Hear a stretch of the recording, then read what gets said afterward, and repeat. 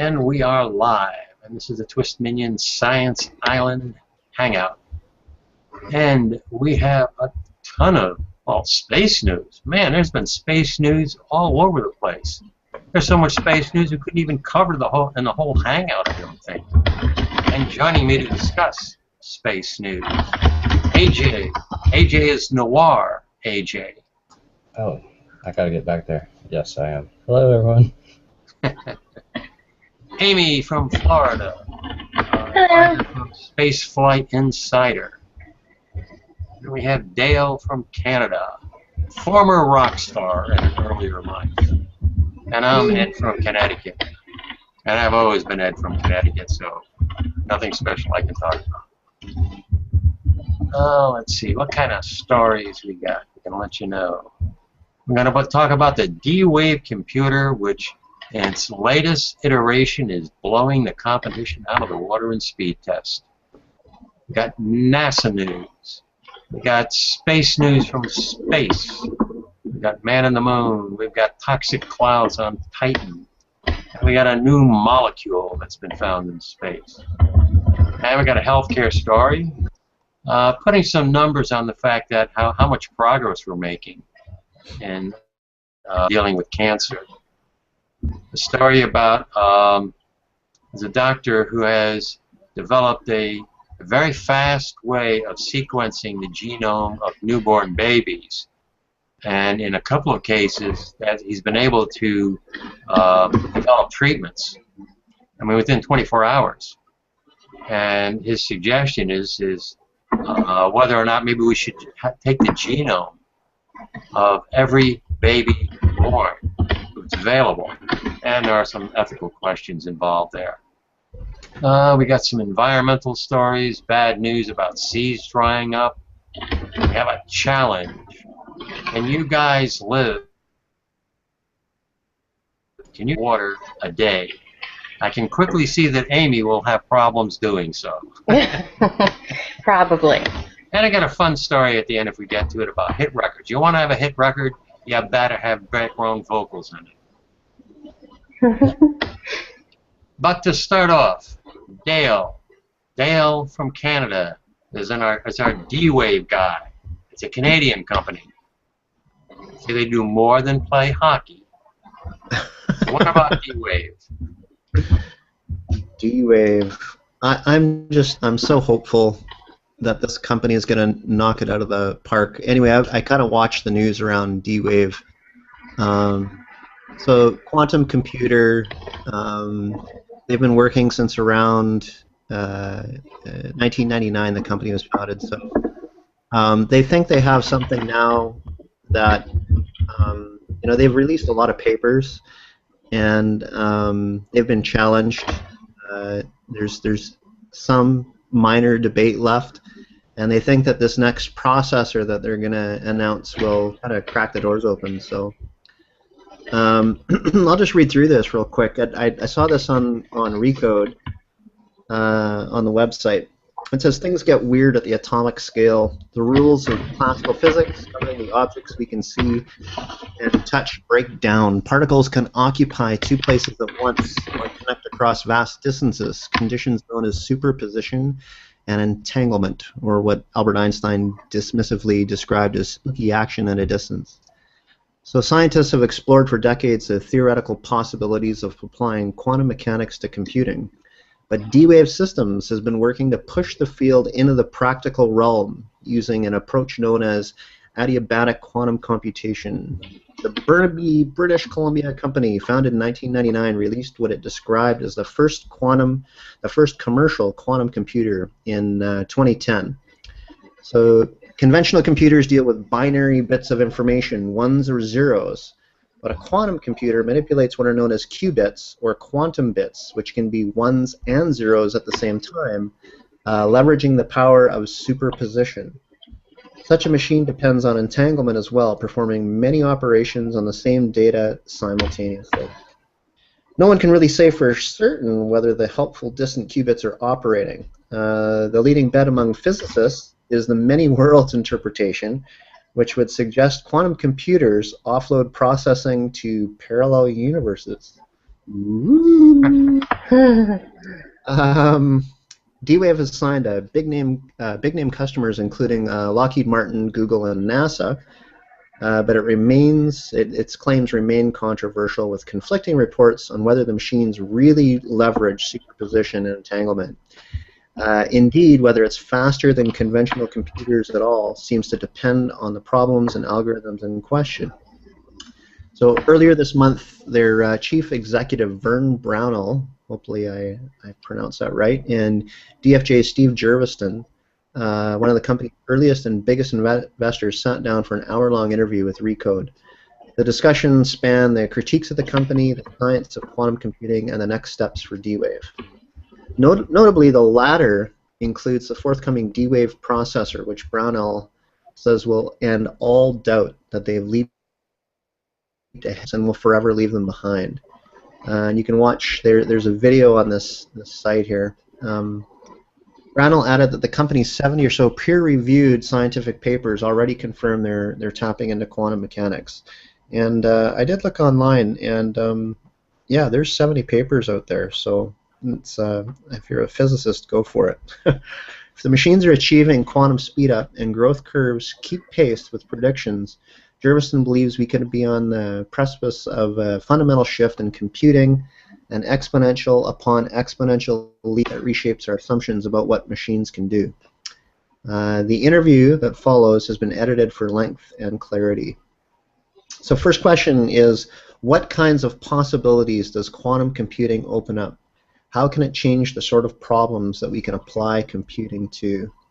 And Brownell responds, we are at the dawn of this computing age, so things will change over time, and we'll see a broader and broader set of applications. But today we focus on 3 problem domains that we think are best suited for this particular type of quantum computing. And that includes machine learning, which is one of the most interesting things going on in computer science today.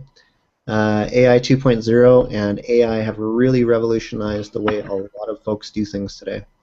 The second thing is a broad set of optimization problems. In logistics, for example, you're trying to find optimal routing and things like that. They're very complex and scale very quickly with a number of variables and interrelationships you're trying to optimize for. And then the third class is what they call sampling. The best example of this perhaps is in financial services, where Monte Carlo simulations represent the largest workloads in most investment banks. It's used to model things like risk in portfolios, and that's a fit that works very well for this type of computer. We're particularly excited in things like working with DNA-Seq, which is to find better cancer cures, or doing financial modeling, or with Lockheed Martin in particular, helping them verify their flight control systems. The most important challenge for us is to scale our software capability. The tools aren't where they need to be. We need to have compilers and higher-level application programming interfaces, and a full software development kit that will allow the technology to be used by a broad set of developers around the world. So offering this kind of capability in the cloud so you can access it as you would any other classical resource will dramatically open up the opportunity here and get a lot of great minds thinking about how can I use this new tool that's unlike anything else in the computing space and help solve human scale problems. So they asked him, why did DFJ decide to invest in this space and in this company in particular? And Jerviston responds, we look for companies that are unlike anything we've seen before, with a bold vision to change the world and run by passionate entrepreneurs who get you jumping out of your seat. This qualifies in spades. The other part of your question is very easy to answer. When we first invested 12 years ago, it was without a doubt the only company trying to ship a commercial grade quantum computer as opposed to just doing research. Clearly, if we can scale computation into new domains to outstrip Moore's law itself, this is very valuable. What's so different about quantum computing is, as you add qubits, it's almost like an exponential on top of exponential. Every qubit is roughly doubling the power of the computer. So once the performance of one of these machines meets or exceeds a classical computer, there's no looking back. And there's nothing the classical computer industry can do to catch up. I believe that's unprecedented in business. So there's been some controversy over what D-Wave has achieved, with varying results from various tests. And a paper published in Science in July, a research team at the Swiss Federal Institute of Technology reported, we have found no evidence of quantum speedup when the entire data set is considered, and obtained conclusive results when comparing subsets of instances on an instance-by-instance basis. What was your response to that report? And Brownell says that group of researchers basically looked at some benchmarking results that were published, not by us, but by a third party, and took that one specific problem and built a system that could perform better than we were able to perform, or at par with the way our computer could perform for that one specific problem. It turns out it's almost a mistake because there shouldn't be a speed up over classical systems for that particular problem that was benchmarked. Another researcher named Helmut Katzgraber at Texas A&M proved that you really shouldn't see a speed up in that kind of problem. So shortly, we're pretty confident you'll see results that definitely show us scaling better than the best-known classical algorithms for those problem sets. We're starting to see quantum accelerations, if you will, start to take off and across over what classical systems can do. So stay tuned for information there. We've had a history of knocking down our skeptics. We're now on the verge of definitively showing, in this scientific way, quantum speedup. I think that's going to become a historic moment in computer science history. So Jerviston, another way to look at it is, what do customers say? The one I've watched for the longest time is Google. So just look at what they've said on their blogs. In 2009, they claimed that in their machine learning applications for recognizing images, the D-Wave system was already outperforming their data center. So that was in 2009. Then they reaffirmed that the D-Wave 2 purchase, the system outperformed what classical computers could do, so you could say, gosh, maybe that's the ultimate test for a business. Do the dogs like the dog food? Yeah. Everyone with D-Wave customers has asked to purchase, and in most cases has purchased more than once. It doesn't answer the science, of course, but it does answer the question of whether there's value in the market. So what do you make of Google deciding they're going to build their own quantum hardware and hiring John Martinez, a professor of physics at the University of California, Santa Barbara, to lead it, who has praised your efforts but also suggested you're on the wrong path? I don't think so. I can read one quote referring to this notion of coherence, the difficulty of keeping qubits in their quantum states long enough to perform computations. Their conjecture, you don't need much coherence to get good performance. All the rest of the scientific community thinks you need to start with coherence in the qubits and then scale up. Then Brownell says, what that particular quote is referring to is that there are different ways to build quantum computers, and most of the rest of the community is working, at least as of today, on the gate model, where coherence is very important. In fact, they haven't really been able to build any quantum computers because of this coherence issue. The adiabatic quantum computer, which is D-Wave's approach, is inherently more robust against the decoherence process. But you'll also note that that's probably an older quote. I think John is on record in saying he's going to be working with Google to do annealing, which is the adiabatic style of computing. So we're pleased that he's joined that. I think it's a validation of the work that we've done. So what's the best guess as to when you become a more mainstream approach to how computing gets done? And they claim they're businessly doubling every year in different dimensions. In parallel universes? Yeah, right, he says. And even the more pedestrian revenue and financial metrics like numbers of customers and so on. We believe we'll continue on that path and we'll accelerate the path. Then layer on that today's customers buy systems from us and put them in their data centers. Offering this as a cloud service could allow us to provide this as a service to anyone who needs it. My belief is that in roughly 5 years, this could be a service that's ubiquitous. Developers developing an iOS app may decide, I want access to quantum resources for their particular parts of my problem, and use those resources as freely as they use classical resources today in the cloud. So I know Lockheed, Google, and NASA, but you said you're doubling every year. Are there other companies that have been announced, or haven't been announced? You said there are other customers. We have a relationship with the U.S. intelligence community. we can disclose that in QTEL, the investment arm for the CIA, is one of our investors. So there's interest in activity going on in those spaces. Sorry, there's an investor or customer? And he says investor. But Jerviston commented, but it's kind of like they have a customer in mind when they do invest. Can you tell us about your product plans in the pipeline? Our next generation processor will be 1,000 qubits, actually more precisely 1,152, and that's going to be released early next year. We already have several customers waiting for that processor, and we have about 4 of those systems in our laboratory today undergoing development and tests. It not only increases the number of qubits, it also has significant improvements in other important dimensions of performance. So certainly the next processor is going to be very exciting. So I guess we'll see. Okay, Dale. How much did D-Wave pay you for that commercial? I cannot confirm or deny that any money has changed hands.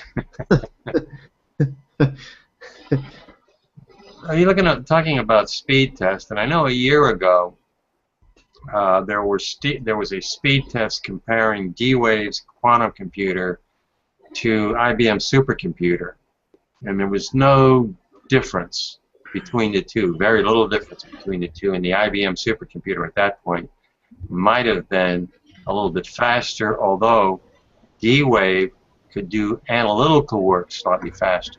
However, we can update that. This is Gizmodo. Gizmodo in March talks about speed tests that were done, and it says, let's see, there was something like 300 times faster than the fastest supercomputer. And it said when the original D-Wave debuted in May of 2011, it utilized a 128 qubit chipset, magnitude faster than existing supercomputer. Well, that was a claim, and some labs did purchase it. But the new D-Wave, this is DW2, uses 512 qubit array. The way it works, it says each DW2 qubit communicates directly with 7 other qubits in a tightly packed block or nodes.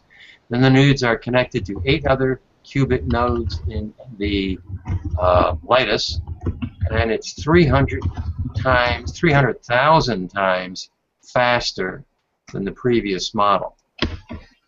So they are making some quantum steps in terms of improving the model. But the price is, it's just not for everybody. Apparently the price is now about $15 million per machine. So I don't know. Amy, if you're looking for a new laptop or something, if I'm looking for a new laptop, I don't think I'll contact D-Wave. I don't think so either. But Google's putting money into this technology, and Google's got umpteen billion. So I would say, I would expect to see D-Wave and perhaps other companies making advances with this kind of technology. Well, they had an open call for developers that you could actually get on the platform and start developing. And the language that they're using to interface with the computer it's called Python. And that's a pretty simple, straightforward, high-level language. And so I think their idea is to offer these services in the cloud. So if you're developing an iOS app or something like that, you know, you'll use classical techniques for maybe 90% of your app, but then when you need to solve that traveling salesman problem or whatever computational issue that's appropriate for that platform, you can then toss it to that platform. It'll figure it out and give you the response like from the cloud. So I think that's what it's all about. Huh. I think that's where they're headed. Why aren't they using F#? I don't know. If you go on the D-Wave webpage, not sure if it's there anymore, but for a while they had it posted where there was a call for developers. Okay. And yeah, they actually explain in detail how you develop on the platform, and they explain quantum mechanics and the types of things that you can go after. So Okay. optimization problems, though, I saw a really good video of a physicist, and he said we'll all know when they've perfected this adiabatic computing, because he said if you look on Wall Street, you'll see finance guys running on the street with their hands in the air with panic on their faces, because every piece of cryptographic security that's on the planet will be broken by this, and that's the nature of the technology. So all of a sudden with this computing platform, there's privacy issues again, where we're going from a stealth internet because of the security to a non-secure environment. So it'll be interesting what happens if it comes to be.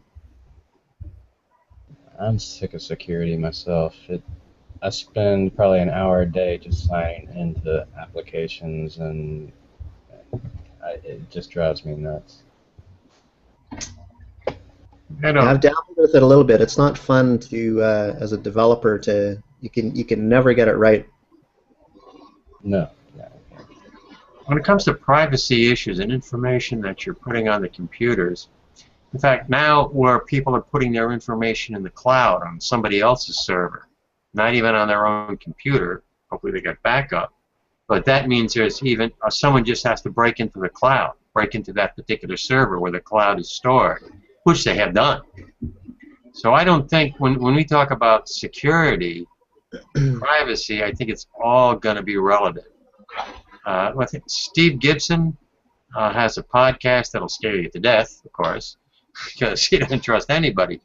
But as I understand it, as little as I understand it, you have to encrypt yourself, encrypt that file, and then put it on the internet. And you've got that encryption key. Right. And if it's the right kind of encryption key, I guess, I don't know, there's a name for it. Then you have to have that key in order to you can access the file, but to open the file and read it, you have to access the encryption key. So if people start encrypting their files that they're storing in the cloud server, then they can have more security. But even that, I think somebody's going to be able to crack it. I mean, if your cloud storage is not encrypted, you're a lunatic. Google's encrypting, Microsoft's encrypting. I know Dropbox took a while to get there, but I don't see any way around biometric security going forward in the future. There's just too many sites, too many applications that people use, too many devices that they use. There's no way to authenticate all those different services all the time and be productive.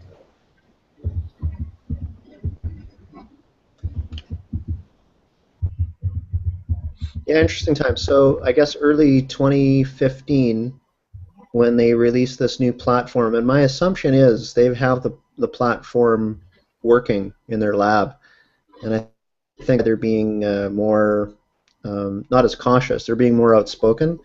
I have a feeling they're talking from a place of confidence right now that they have it, and in their early tests, they're actually producing something that for optimization issues and the issues or the type of problems they say they can solve, I think they're seeing substantial speed ups that are going to just basically quiet all the naysayers.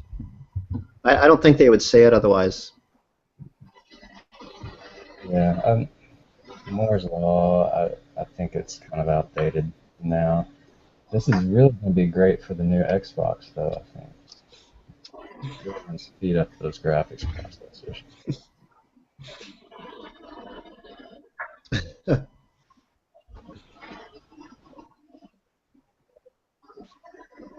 What do you got next, Ed? Well, what we got next is my space guys, my NASA guys. AJ and Amy are going to tell us what exciting news is happening in the world of NASA. Amy, go. Oh, are you not ready? Not just yet. Okay. So, there's lots of exciting news in the world of NASA. There's probably too much news for this hangout. As I kind of mentioned before, which ties into AJ's stuff, is India has an orbiter at Mars. So yay, congratulations to them. It's actually, let me see if I can find the link again. It started beaming back the first images, and NASA has teamed up with the ISRO to develop some actual Earth-observing missions, as well as future collaborations for Mars missions. But I might need to send this again. Okay, I put it back in the chat, the link. But there's this really cool image. I think it's pretty amazing. It's like a whole Martian hemisphere in one picture, and it really goes to show you that this is another planet. Like, I mean, I know we all realize that Mars is another planet, but I don't know, there's something about this picture whenever I look at it. I don't know if you can pull it up or not. Yeah, if you click on my picture, you can, most people see it. Your picture? Oh, down at the bottom. Like me, and then I got a blank screen, AJ. a blank screen. It says profile on your profile? No. Yeah, what do you see on my picture down at the bottom? It just says AJ and it's black. Now it's your face. I can screen share. Okay. Because I think that this is really exciting, this picture. If, Big red one right there. yes. If you can look at the whole picture, like in the upper left-hand corner, you can kind of see where it looks like there's a shadow, and that's like they call it the Terminator line. And it's kind of like the, yeah, it's like right where your mouse was in the upper corner. Mm-hmm. It's the dividing line between day and night on the planet. And directly below that is a dust storm that's forming. So that's really cool that they were able to get that on film. And then there's a dark little area that's kind of right below center. It's like a long, dark region. That's actually where Opportunity is. He's over there hanging out. Digging holes.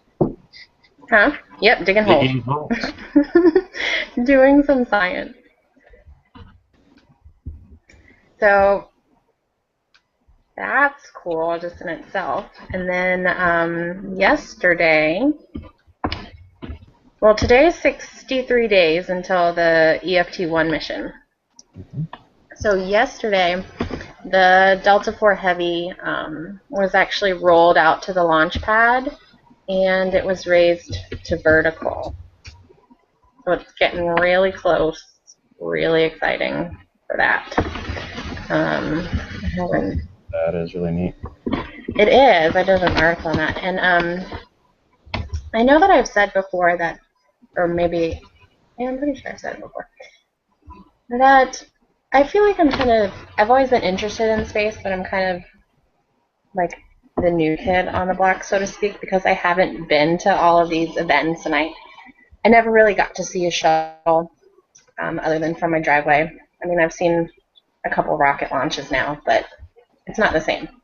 And this is something that I've been able to see and kind of be a part of through like a journalistic standpoint for several different stages in its development. So I kind of feel attached to this, and I'm really, really excited about December. I put a Me too. Put a link in there to a article that I wrote about the Delta IV. If you look, there's a couple of really neat photographs. The second one, we actually got to go to the horizontal integration facility, and that's where they assemble all the rocket and its components, the different boosters and whatnot. And ULA was really, really nice and let us go in there and take some pictures, which I thought was cool. It's amazing just to be able to be that close to a rocket. I mean, I know that AJ and I got to be really close to Orion's launch abort system in March. Uh-huh.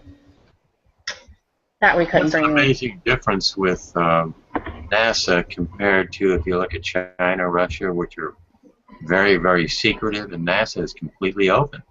They are, and they want to tell you everything about it. You know, obviously what they can divulge, but they're really excited and they always want to share. If you scroll down to the next picture, okay, this is a picture of the Delta IV pad as seen through the platform from Apollo 1. So I thought that that was really cool because that concrete, it looks kind of disheveled and everything, but that was the pad and the platform where they had the Apollo 1 test. Interesting framing. Yeah. I thought it was a unique perspective on it. So that's 63 days away, and I can remember in July I was at the ONC renaming ceremony, and I was so excited over 136 days away. So I imagine as this gets even closer to December, everything is going to get more exciting. It's probably hard to visualize the scale of this until you're actually there in person next to it. It is. 'Cause the rocket, I mean, obviously it's the heaviest, you know, most powerful rocket in production right now. And it looks really big in the pictures, but when you see it, you're like, oh my gosh, I'm so tiny. I think I do. Let me see if I can figure out how to do one of these screen shares.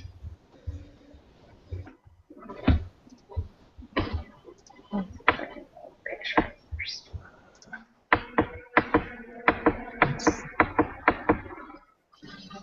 The green icon, oh, the chat Yeah, I was icon. trying to make sure that I could find the picture before I tried. That's Orion, and Orion is going to be the rocket that eventually gets us to Mars.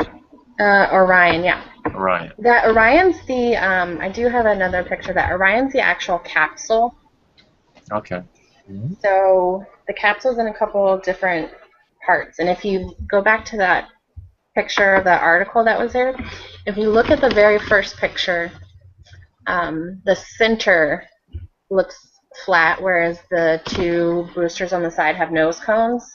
They had to modify that one because that's where the Orion and everything is going to fit. See how the one in the middle is flat right now? So Orion's going to fit on top of that, and then it's going to have like a long kind of slender nose, which is the launch abort system. But I don't know if I can find my picture with the rocket because I look so tiny. I might have to come back to that. Oh, no.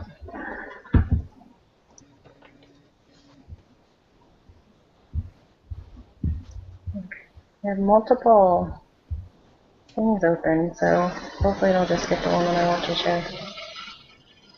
Yes. How long has NASA been developing that particular rocket?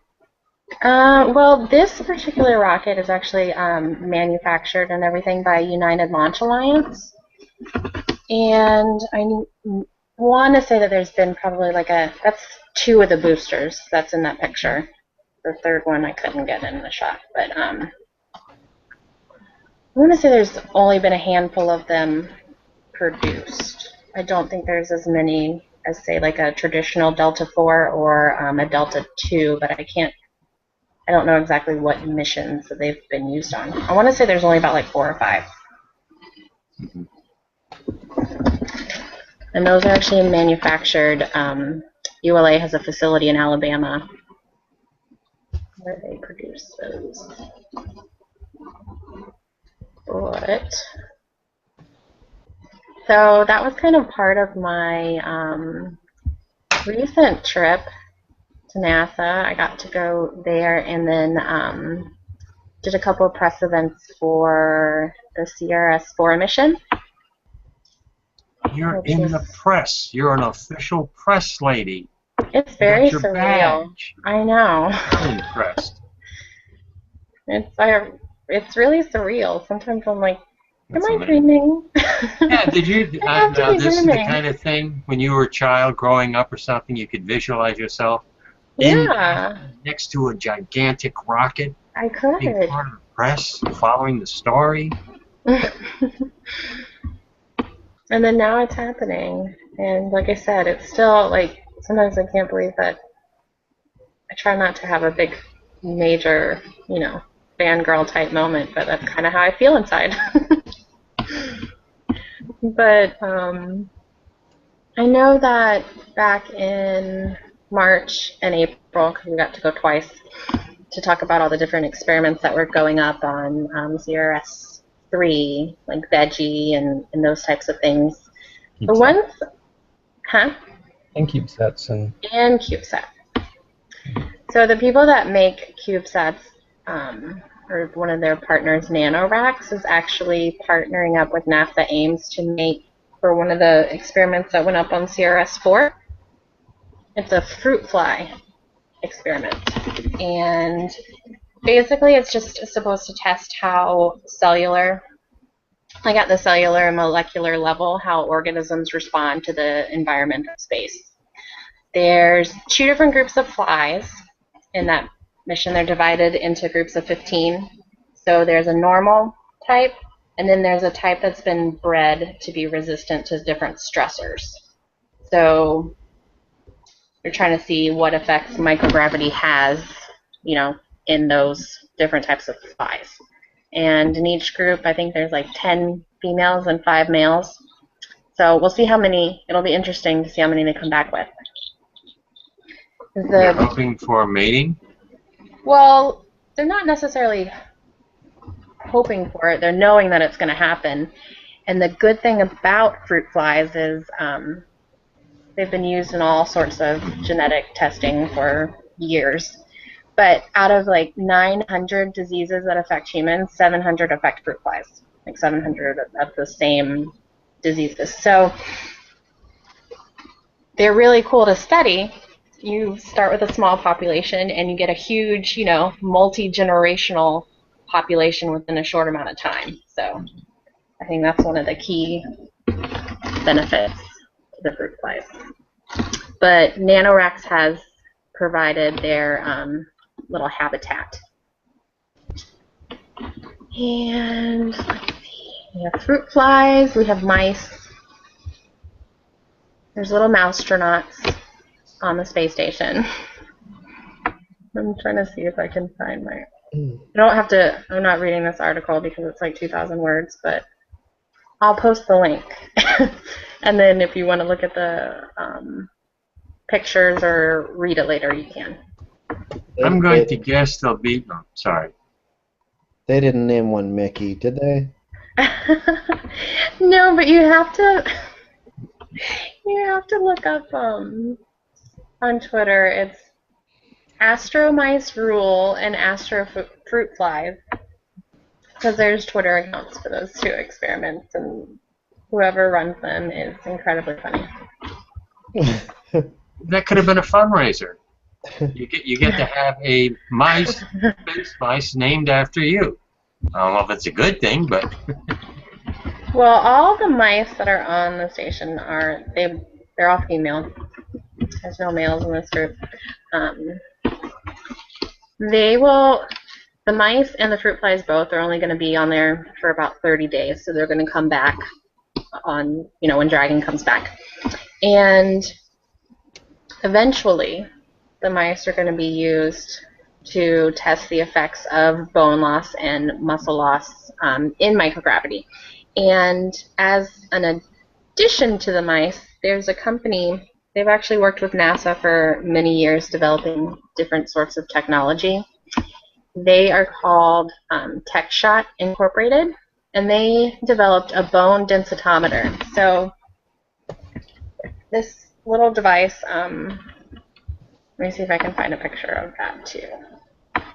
It's going to, you know, astronauts get bone scans before they go on the space station, and they get bone scans when they come back to be able to record the difference.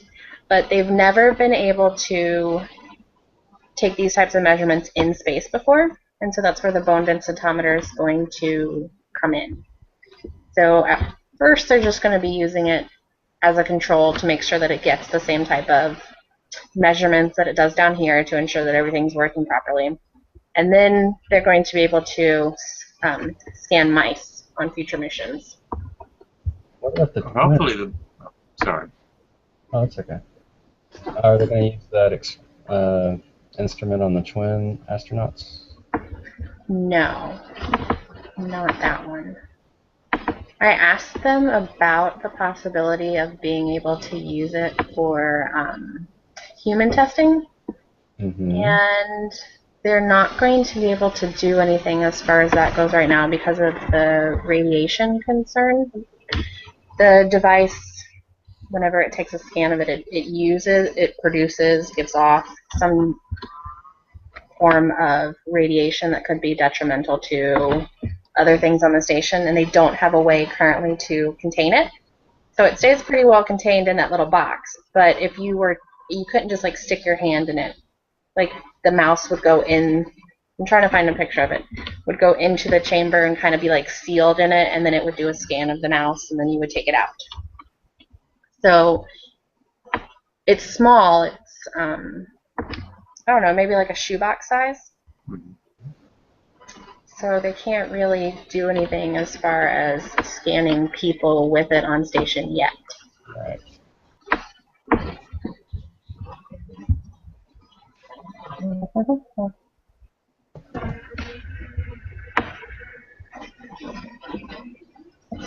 No, all of my things here don't have a picture of that.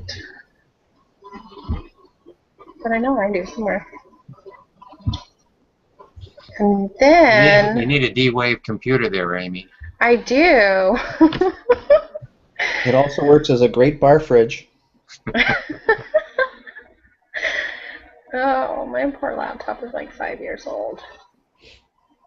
But I have too many things open all the time. And oh, okay. A 5-year-old laptop computer in human years is about 100. Yeah, it is. Okay, so I have this picture. Screen share picture.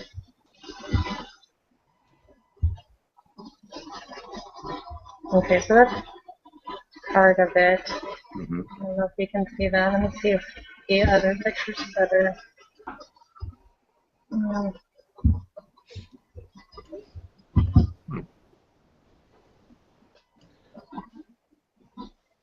Yeah, it's not like a top-down view, though. I don't think I have one of those.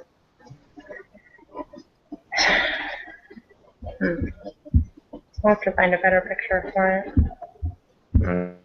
I see they're taking X-rays of the... Yeah, but they're...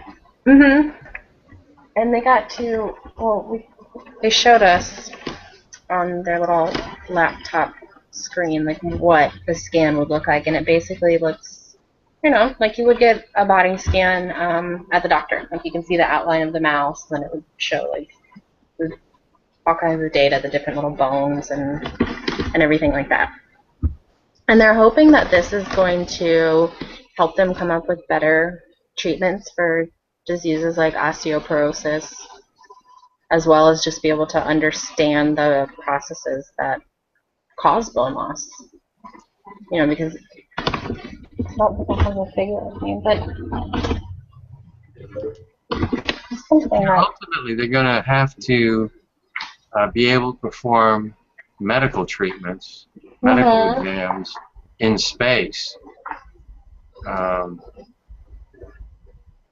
Okay, so osteoporosis. This is what I was looking for. Osteoporosis happens 10 times quicker in microgravity. So, the actual bone loss is very measurable, and it can help, lead to all kinds of better treatments and everything. But the little mice, so they're very active in space, and this was also another thing that they wanted to be able to test. So they like to hold on to the little bars. They don't just free float, like we see all the astronauts do. That's what I was thinking of. They're in a cage. They're actually out in the open. There's been a rodent habitat installed on the station. So the habitat's there. The little mice are going to go, and they're going to come back, and then more will go up. But yeah, so they hang on to the bars. They move around, but long duration flights with mice have really never been studied before. So one of the questions that they're wondering is, does this activity slow down over time, or are they always as active? And even though they're so active, they still are subject to the same bone loss and muscle atrophy that humans are. So there's, in both the mouse habitat and the fruit fly habitat, there's going to be video cameras, like HD cameras, so that the scientists will be able to observe them all the time and see what's going on in there, which I thought was pretty cool. Oh, they should have that on the NASA TV channel so we can all watch. I would watch it. I'd be like, what are those fruit flies doing today? Apparently, they had a previous experiment that involved fruit flies and spiders on station, but the cameras were mostly aimed at the spiders and not at the fruit flies. And I think the spiders, their webs didn't grow. That when they were weaving their webs, they were not regular like they were on Earth.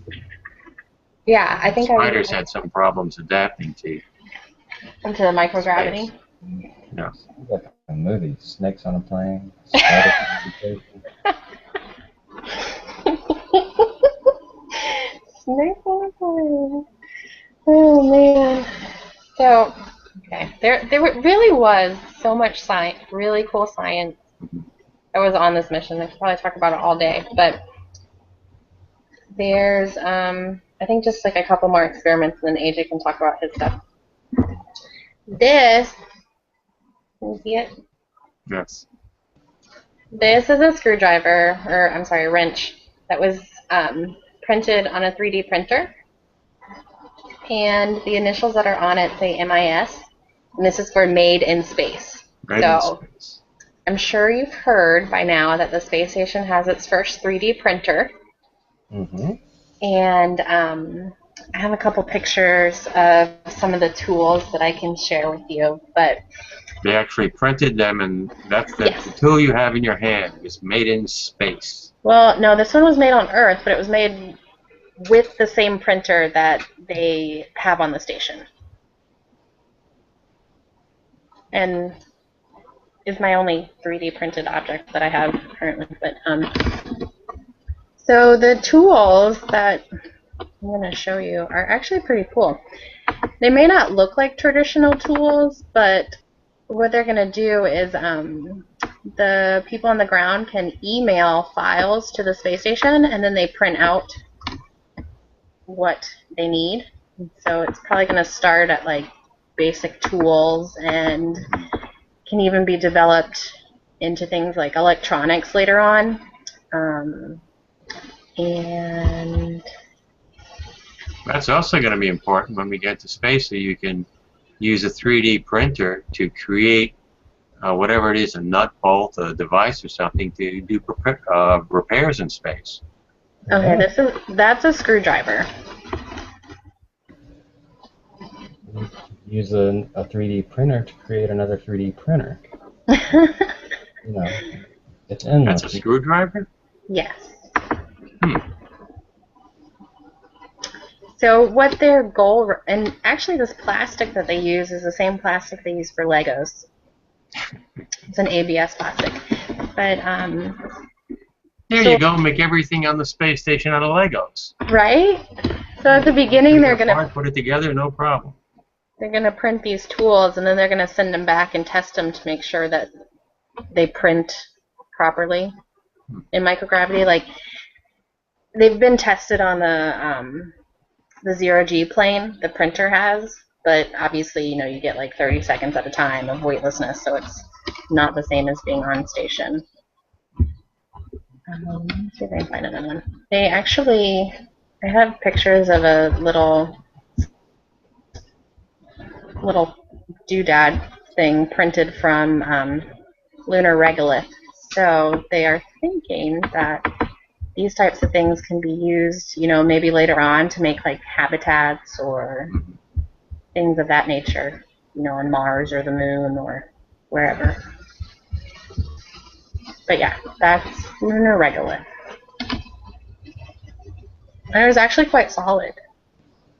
Wasn't quite as hard as the plastic, but they're working on getting it that way.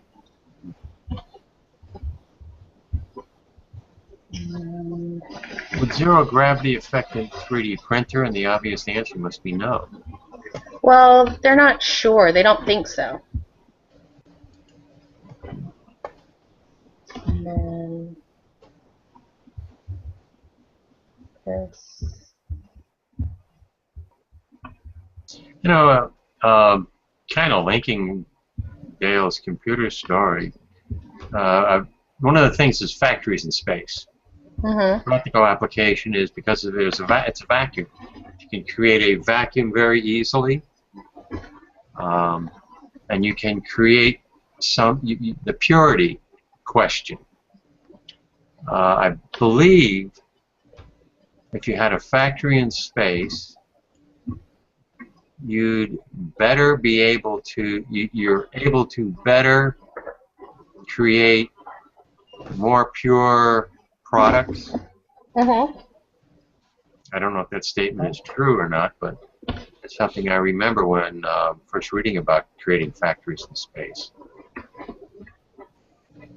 That's a good question. That little picture that I have up is a 3D printed replica of the Apollo 13 filter, the one that was the whole trying to fit a square peg in a round hole. So see, if they had a 3D printer, all they had to do was print it out. But I thought it was funny that they made one of those. That's eventually, well, that's going to be space. You're out in space, and you got your little books, and you got your manuals, and everything tells you how you're supposed to do things, and then something goes kablooey. The Martian. Have you read the book The Martian? No, but I heard it was really good, and I want to read about it. that. It's about a guy who gets, he's on a Mars mission, and he gets stranded, and then he has to figure out how to do stuff for himself.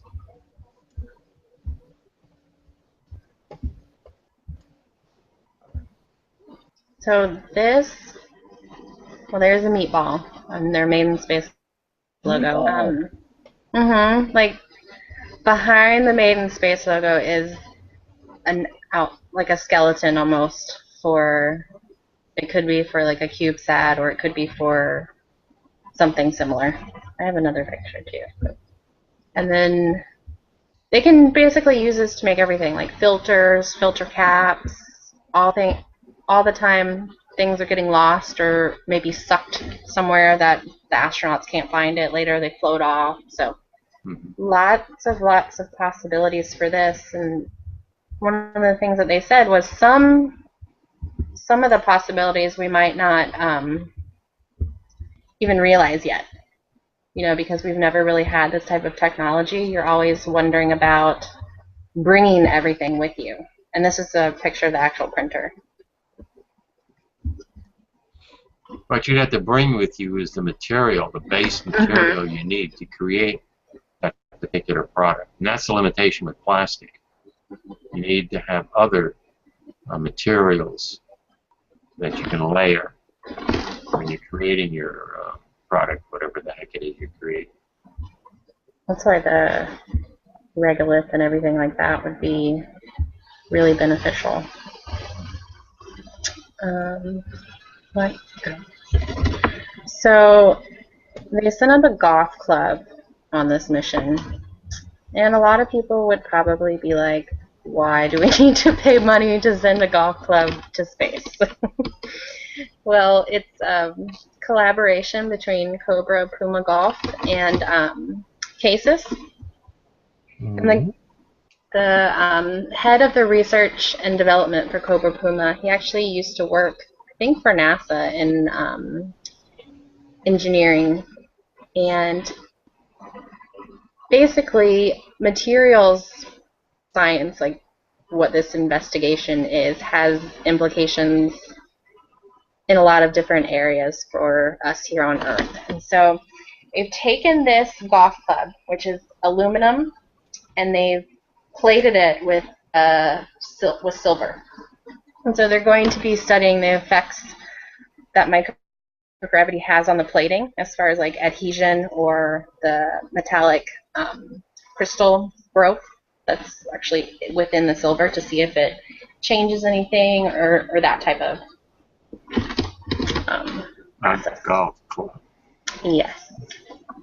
That could end very badly if you have some.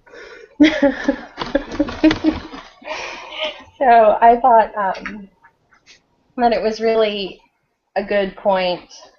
I'm trying to find exactly what he said. But that there was a lot more science involved with golf than what people realize, as far as, you know, extreme pressures, hitting golf clubs, you know, that type of stuff. Yeah, well, that's what they say. They just had the old golf club and they want us to send it up to space. So that they can play a few rounds. I feel like there was another one, but I think those were the main experiments. Mice, yep. And there is many more that we're going over there, and it's kind of hard, I think, sometimes, because there's so many cool experiences. Oh, there was a yeast one. I forgot about that. Yeast. Yes, yeast. There was actually a follow-up to, these people were so nice, and they couldn't believe that their experiment got picked to go up on the space station again, because it actually went on SpaceX 1. And I don't know if I have a picture of the container that you can see. But it's a pathogenic yeast. Oh yeah, I do have one. And under normal conditions, it really wouldn't have like a harmful effect to humans. But whenever, you know, you're under the stress of an environment like space, then they're opportunistic yeast, so they're going to take advantage of it. And they found that on the last mission, they were actually resistant to antifungal treatments. So in that little container, there is 2.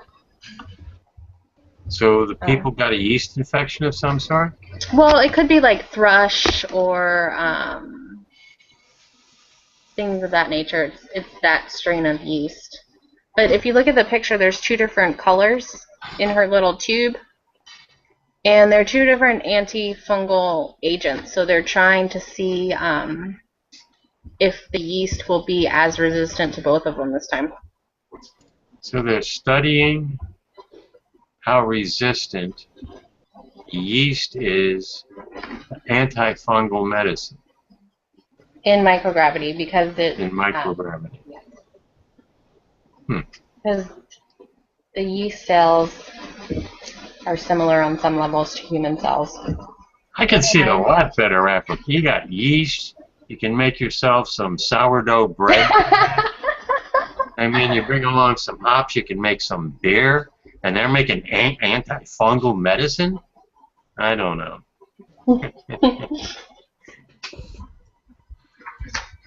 It's pretty.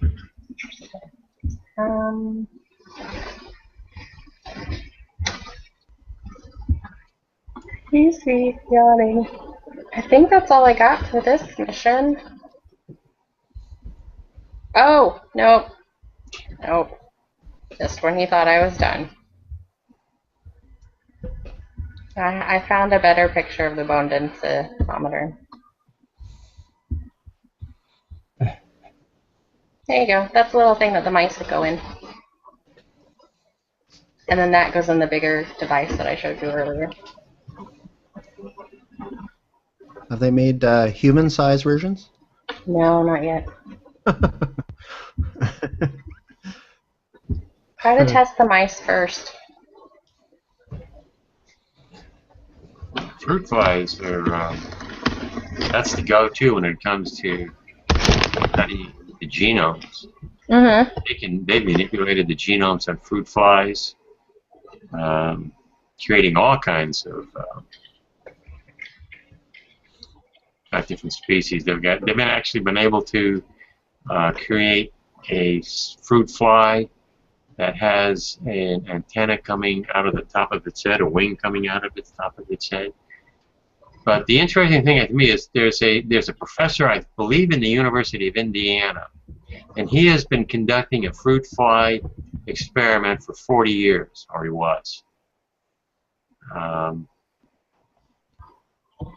the idea is to keep it pure. I think he has a laboratory, and he has it set up so the fruit flies do not interact with the environment outside the experiment area. Whatever.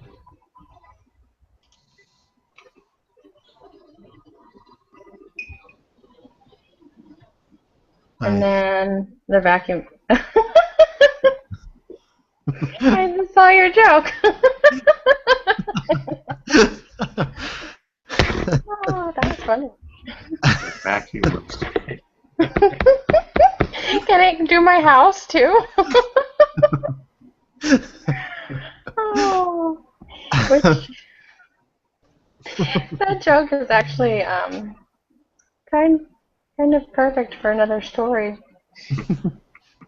The first female cosmonaut is living on the ISS right now, and I did a little write-up on her, and you'd be surprised at comments that we're talking about. Oh, maybe they need like a woman to clean the station, or maybe the cosmonauts up there forgot how to make a sandwich. I'm going to guess she was not amused. I don't know. I don't think that's where she that saw golf those. club might come in handy. It might come in handy, yeah. She didn't see those comments, but she did have some responses to the reporters that were asking how she was going to do her hair on station. Oh, I see. Patrick's on the move, it looks like. But it really goes to show you like the difference between Russia and the U.S. because Russia has had like, the U.S. has had at least 40 female astronauts, 2 of which have been commanders on station, and Russia has had 18 female astronauts and only 4 have flown.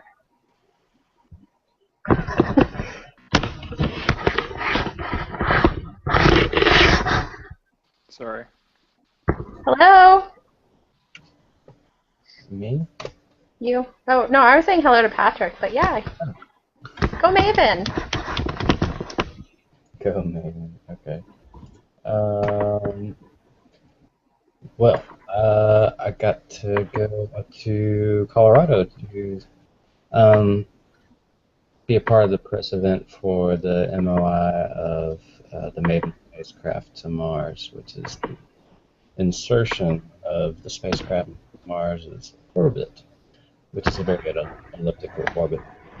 And it's really neat because I got to go to Boulder's campus and go to the Lunar Atmospheric and Space Physics Lab and got a tour of that, and also got to go to Lockheed Martin, and that was really a special treat. And this is the first time NASA Social did anything in Colorado, so it was really nice to go up there in the mountains and check all that stuff out. I have to check my photos here because there's a lot of things we couldn't take pictures of. Let me share my screen. Can y'all see that? No. No? You're kidding. Nope. No, we're not. Alright. Do you have your video turned off? No, I don't. Oh, you're just completely a black screen. Maybe if I turn off all my effects, you can see it. Does that help? Nope. Okay. Anyway, check out my feed at audibledesigns.com. Do you have a link where one of us can go? Do you have the pictures? You can put it in the chat area. You can check out the last, yeah, here's some. Here's my photo feed for Twitter. And the last few of those should work. Or the first several of those. If someone wants to share them, I can tell you what they are. Screen share. This is your Twitter from your Twitter feed. Yeah, that was the last Vine I made. Today, NASA dropped a helicopter. They dropped the helicopter. Crash test. Yes. NASA Arrow. Oh, there's your John Grunsfield. Yeah, so that's astronaut. You look like you're frowning, though. Well, no, it goes along with my caption there. I had a couple questions about the question I asked him on NASA TV. I was like, okay, that makes a lot of sense now. What'd you ask him? Well, there was only a couple of us social attendees that stayed for the press event, and they really wanted the social to ask, questions because it was half. Yeah, if you click on that picture, that'll show you how many people were at the press event. Oh yeah, there weren't that many. No, there weren't. It was half social, and there's only like 3, 4, maybe 5 of us. Oh, there's Jason. Yeah, there's Jason. He asked a couple over Twitter if you used the right hashtag. So all of a sudden, this lady hands me a microphone. She's like, "You have a question, right?" And I was like, "Okay." So I had to come up with something really quick on the spot, and that was my first official on TV question. So I was really nervous. I bet. I always seem to have bitchy resting face on TV. I look like I'm scowling. People sent me a couple pictures from that last press event. I'm like, why am I not happy? Yeah, so, and that's not you, Amy, with the red hair. Not only do you have a TV camera pointed directly at you, and you have a microphone in your hand, you're asking a question to a panel of experts and an astronaut that's been in outer space, fixed the Hubble telescope. These are really important people. So I had to ask something off the hip, and Mars, the Maven mission was, the atmospheric and volatile evolution. So what the orbiter is doing is sampling the atmosphere every other time it goes around because it's elliptical. So it just barely scoops down into Mars's atmosphere to pick up particles. And so I thought it was a lot like the LADEE mission, the Lunar Atmosphere and Dust mission that went on last year. And they crashed into the moon this spring. So I was just asking them, what did we learn from the LADEE mission that would help the Maven mission, or is going to, because it's going to be about 12 months that they're doing the main mission, and they're both atmospheric missions. And on LADEE they only had a couple instruments, but on Maven they have about six different instruments to do measurements.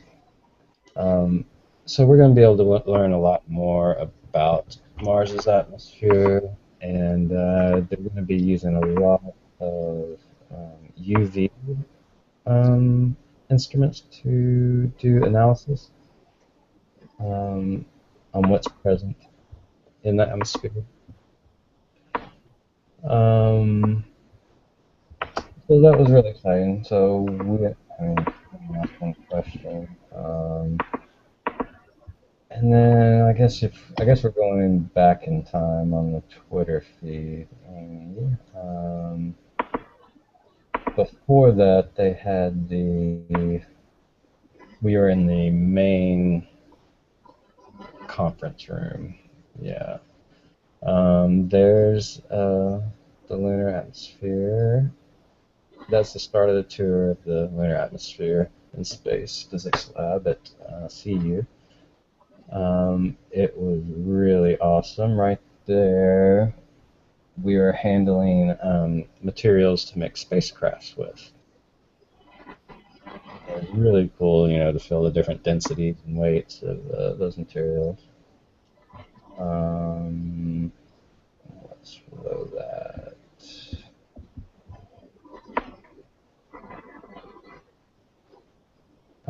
Go down.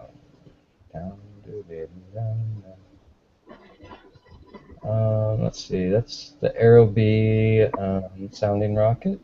That's the entrance of CU.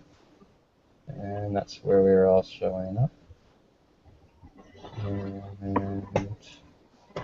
There was one, was it yours or was it somebody else's? It reminded me of when we were at FIT and they had that sign that was like caution engineers at work. It was like something like that where they were peeking over into one of the, I guess, the clean rooms. Did you get to look in those very much? yes, we were the first people to ever get to see in the clean room. The first 25, besides the scientists, that actually go in there. And at Lockheed Martin, they played a role in every craft that's, left Earth. They built Voyager. They did Orion too. They did Orion, Viking. The list goes on and on. So I got to see the Osiris and the Gozar spacecraft being built. And I have a vine of that where they're opening up the doors. Is it on your vine? Yeah, it should be on my vine. Oh, it was on my Twitter feed. Yeah. Oh, I have your Twitter over here. And it was really, really, really cool to go to Lockheed. They were really strict about the photography. We couldn't even take pictures. One? Yeah, to the left was Gozar, and to the right they're building the InSight spacecraft. Those are two very important missions. I got in trouble almost right from the beginning because Google Maps put Lockheed across the highway at a horse ranch. So they tweeted me up. They're like, "Are y'all lost?" And I'm like, "No, I'm at the right place." So I hopped on the van. I took a picture and like, "Oh, you can't do that." And so we got a tour of Lockheed's facilities, but we couldn't take any pictures. But they had some really neat stuff there. They had like a mock-up of Mars's terrain, and they had to close that down because it's too expensive to maintain it. We got to see the on-life set and things like that. They had a very top secret building you can go into. Got to meet a lot of really amazing people. How many people were in your group? AJ, you weren't allowed to take any photos, but could you make any quick sketches? No, no quick sketches. Um, they retweeted a few of them, but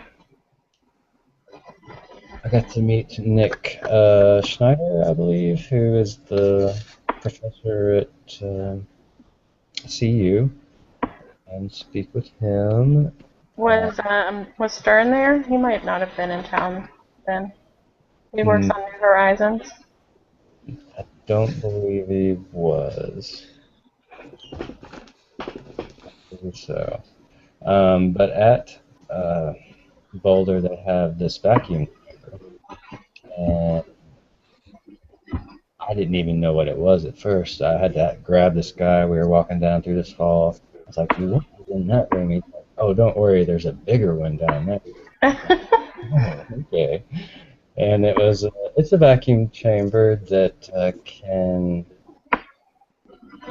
well, I don't know if you understand what these are, bars or things like that, but it can recreate the pressure of 4 suns in this vacuum chamber. The gravity. Wow. Great. But we measure G, here on Earth is how much force is pushing us up from the planet. But a lot of G's. So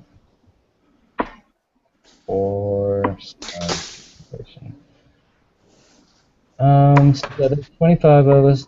There's only 2, maybe 3 of us that have done this before. Most of the people are from the Denver or Boulder area.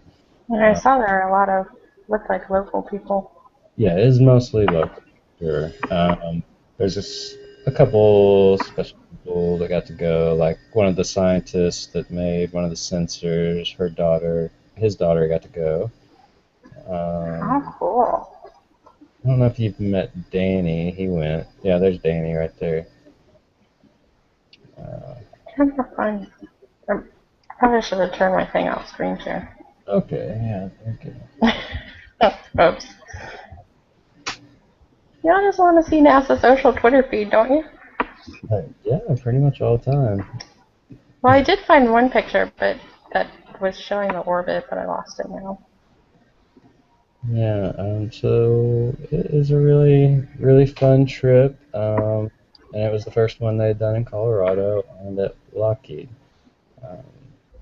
That's really cool. I like how they're branching out to other places because they had one at Michoud earlier that was the first one they'd had there. Yeah. Were you in the command center for the Maven mission itself? Mission control was, well, it was at the university. But I was also, they had 2 different mission controls. They had one at the university and they had one at Lockheed. We weren't allowed to get very close to the one at Lockheed, but they were definitely controlling the craft, and we could hear them, screaming and cheering the whole time. But we were in the main press room for those type of announcements. And then they took us down to a really tiny room to do the post-conference. Awesome. And yeah, so it was only a 1-day event, and we had to drive an hour between the 2 places. So it was really cram-packed with a lot of information. I should have recorded the whole thing because they were just running us through all of this stuff. I always forget to bring my tape, or actually I need a better one, tape recorder to those places. I usually end up videotaping it on my phone, but just using it for the audio. Yeah, I tried to use one phone as a recorder, the other, it was too fast. You always wish those things could last longer. You do. You do. They really cram so much into one information thing. So Laddie was your first social, right? Yeah, Laddie was my first one. And, Did you hear about them before Laddie, or how did you hear about it? I forget. I knew of them. I kind of checked them out, but Laddie was the first one I had applied for. And it was a nighttime rocket launch, so that was super cool. And after that it was SpaceX, CRS-3, and we almost tied for the longest NASA social. Almost. Well, because like Maven was the first one that I heard about, so that's really cool that you got to go see that. That would have been something that wish I lived closer to Colorado, because that's another one of those missions that's kind of like has a little sentimental place, only because kind of like introduced me to this wonderful world of space tweets, and just led to so many more things, which has been absolutely fantastic. Yeah, actually, towards the end of Laddie, it was when they were talking about Maven a lot. I was like, oh man, that would be a really cool thing to see. But they launched it in December, and so I get to be a part of that. But yeah, now I've been a part of a Mars mission, a Moon mission, and an International Space Station mission. So aren't you fancy? Well, almost got them all. There needs to be like another. We'll have to apply New Horizons next year if they have one, and then you'll have a Pluto mission. I'm gonna go to Io or Europa. Yeah, Europa would be nice. Really soon. And then what else? There was updated pictures of that comet that were by the ESA. Spark Space News.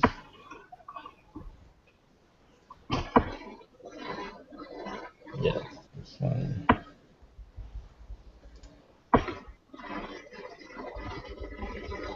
They actually had a Canadian social up by you, Dale. I don't know if it's by you, because I'm not familiar with Canadian geography at all, but it might have been in Quebec, but I can't remember. Okay. It was like a race. They had two of the Canadian astronauts there, and they had to complete different tasks, like build things and that type of thing. Oh, cool.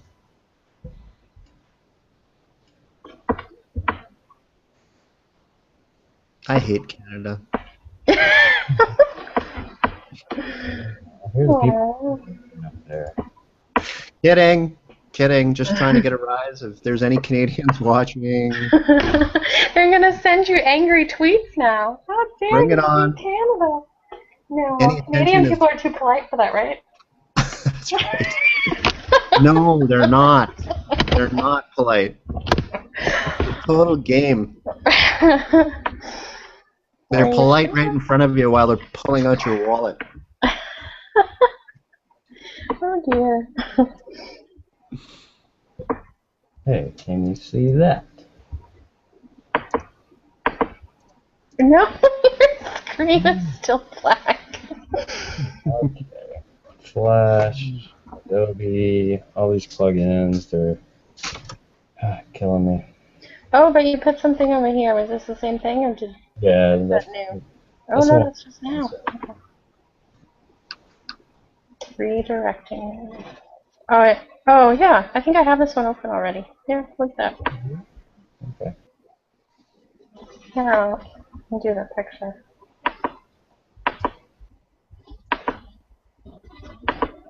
Yeah, they actually announced the landing date for this comet. That's such an awesome picture. I know. You can see the neck. Another world. They're going to be landing on November 12th. What do you think, Ed? That's obviously very impressive. It's going to be exciting. you're going to be able to put a lander on an actual... Is that a comet? That's an asteroid. No, it's a comet. It's a comet. Okay. But you're starting to see the tail there on it. Mm-hmm. Huh. And you can see the neck, the little smaller area between the two lobes. I can't talk today. Yeah, and I tweeted Dr. Phil, earlier because he was agreeing with Stephen Hawking's argument that we should colonize space to further humanity and make sure we don't go extinct. And aren't asteroids like the perfect vehicle for us to expand the human race into space? Because there's ice there, obviously there's water. We don't have to use fuel once we get on a comet, and it's like hitching a free ride. Yeah, so I think like comets and asteroids are different. But... Well, yeah, that's why I'm saying a comet would be perfect, because we know there's got to be water on it, because it's frozen. We don't know what kind of frozen material it would be until we sample it. Yeah, you have you have the resource Yeah, definitely. that you can use. And you don't need fuel. If you can catch it on the way back from the sun. Mm-hmm.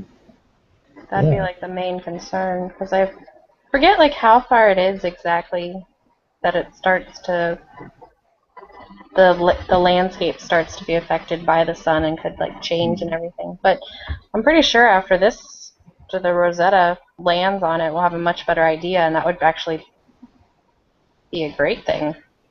Yeah. There must be asteroids or comets whose orbit isn't that close to the sun, certainly.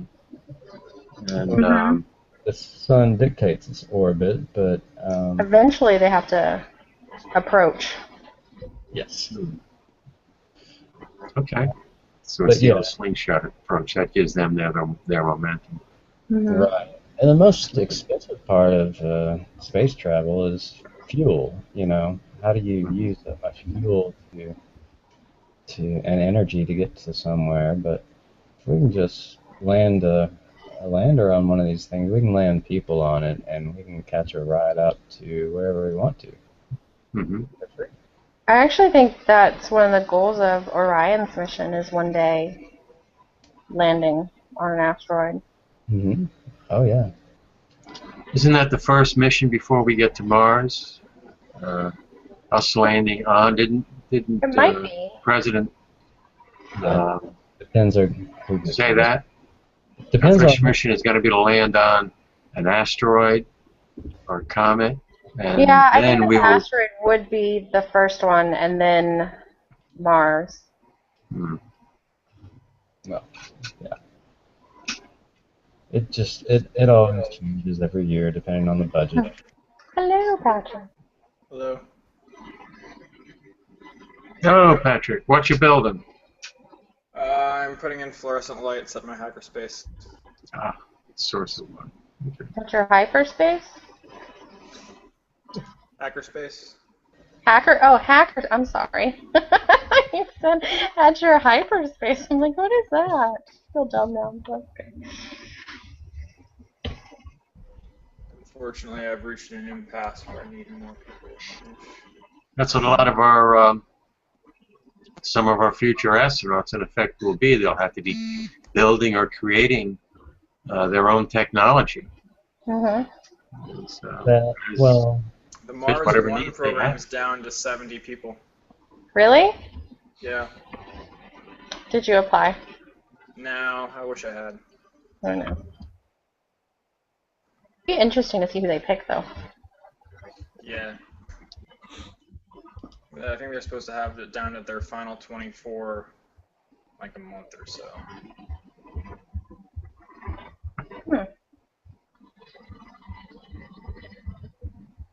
Interesting. I know there were a couple people in this area. I don't know if they made it to this particular section of it, but I know that they have been on the news before here. I think there was a guy in Tampa and maybe somewhere else that was in the runnings for it.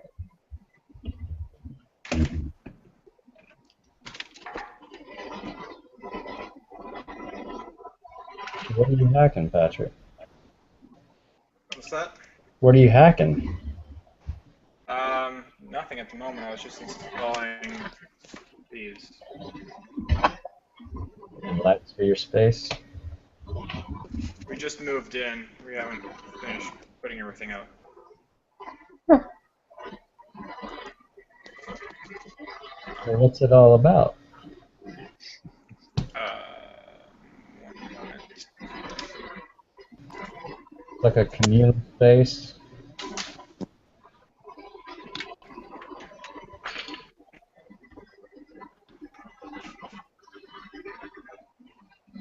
This is a hackerspace. Okay.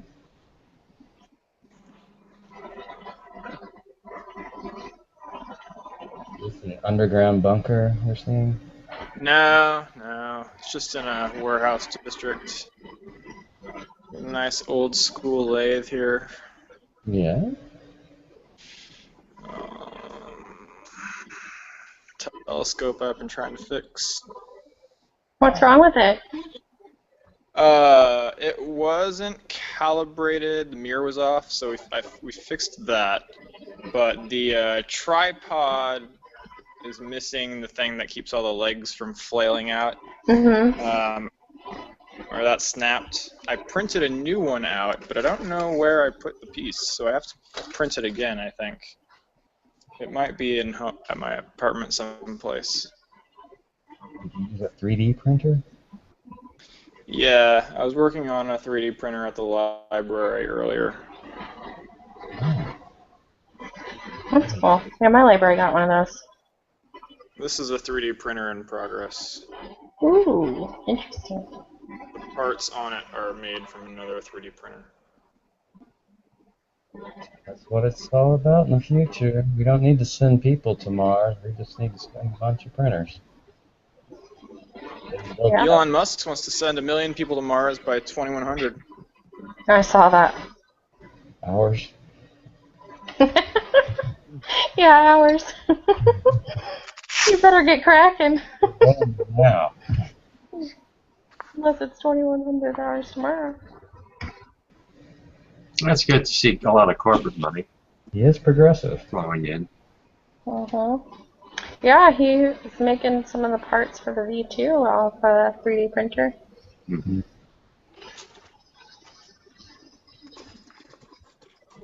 Can you share this space with other hackers? Yeah, this is a membership supported organization.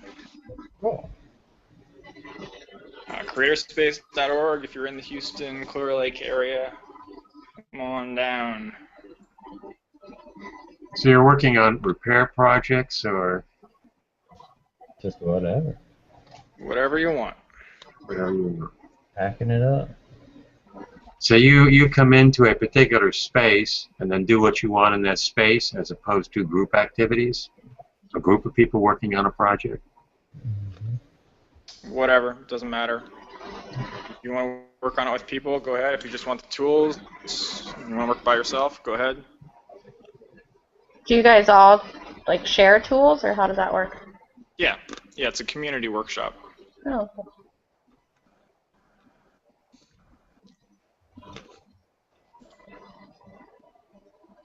So.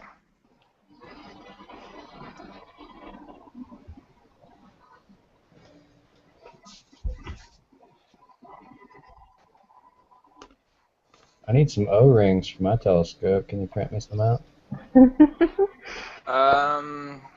What kind of O-ring?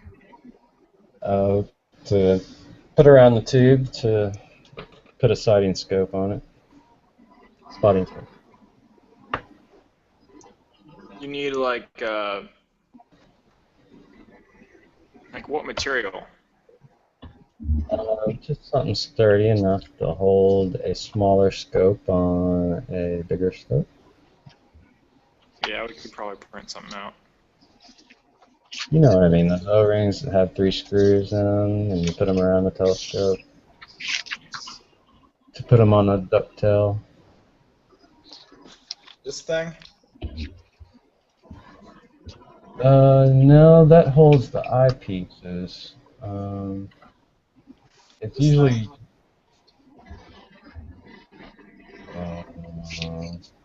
Well, I have a Actually, this is the eyepiece. This is the spotting scope. right. Well, my spotting scope's a lot bigger. I just gotta find a way to put it on my other scope. I have a refractor. I'm putting another refractor on. Just pull out a pair of calibers and get all the measurements off of it, and send them to me, and I could. Okay. Or take a 3D panorama around it in every direction, Yeah. and then I can print one out. Cool. Okay. So. Sounds good.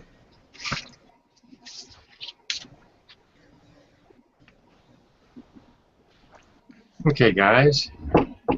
I got a challenge for you. Ooh. Interesting little story. It's concerning water. We Americans, that's it, in this particular article, Americans own 400 liters. That's about 400 gallons of water a day per home. That's a lot of water. And they claim this even in drought areas like California. People are using lots and lots of water. And they claim that the basic human needs, which obviously can change per person, is about 50 liters of water a day. 50 gallons of water as opposed to 400 gallons of water. So we're using about 8 times more water per home in our homes than what some people have come up with as what should be needed. And this is in Haiti. The average Haitian gets about 5 gallons of water a day. And in some parts of the planet, obviously, it's even less. So there's the question, that challenge. This actually is a group, it's a charity out of Los Angeles. And they challenge people to use basically 1 gallon of water a day for 1 day or for multiple days. Could you get by on 1 gallon of water a day? No. And 2, how would you cut back? Where do you think you could cut back to significantly reduce the amount of water that you use in a home? That's easy. Get a half case of beer. Get drunk and then you don't care? Don't shower, don't bathe, you're fine. Back in the medieval days, beer was safer to drink than water. Yeah, but it takes water to make beer. Well, you didn't give me those stipulations. Actually, one of the Patrick's got the big one for me is take a bath instead of a shower. Showers use tons of water. Dishwasher instead of a sink. Yeah. Yeah, yeah. And you use the gray water. Ew. Drink Yeah, the gray see- water? Is that what you said? Do we even need to take a shower there? I know people that take No. a shower when they get home, and a shower in the morning. Do we even need to take a shower, 2 showers a day, 1 shower a day, King? You know, one day. Depends on your line of work. We could use toilets like kitty litter and scoop our. Never mind. Ew. You can dump your own litter basket though. Yeah. Train my cat if I had one. If you have one. Have you guys ever been to Europe and other parts of the world where people don't bathe daily? No. Make that much of a difference? I'm sure it probably wouldn't. Unless, you know, in the middle of a heat wave and maybe they didn't have air conditioning and didn't use deodorant, but I'm sure they wouldn't need. I'm sure you could get by without it. Makes it, yeah, a liter a day. A gallon a day? 4 That's liters a gallon. day. That's extreme. That is extreme. Yeah, because I'm thinking between showers, drinking water, water for my birds. Probably, I use a lot of water. Birds have to have water. I think I use about 5 gallons a day.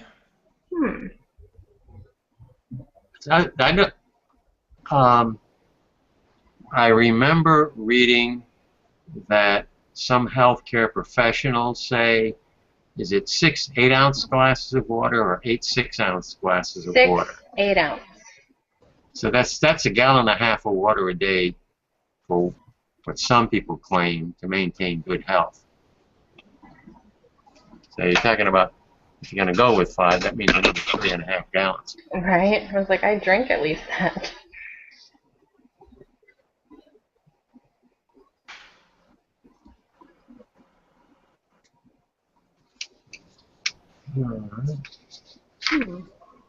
Definitely an interesting.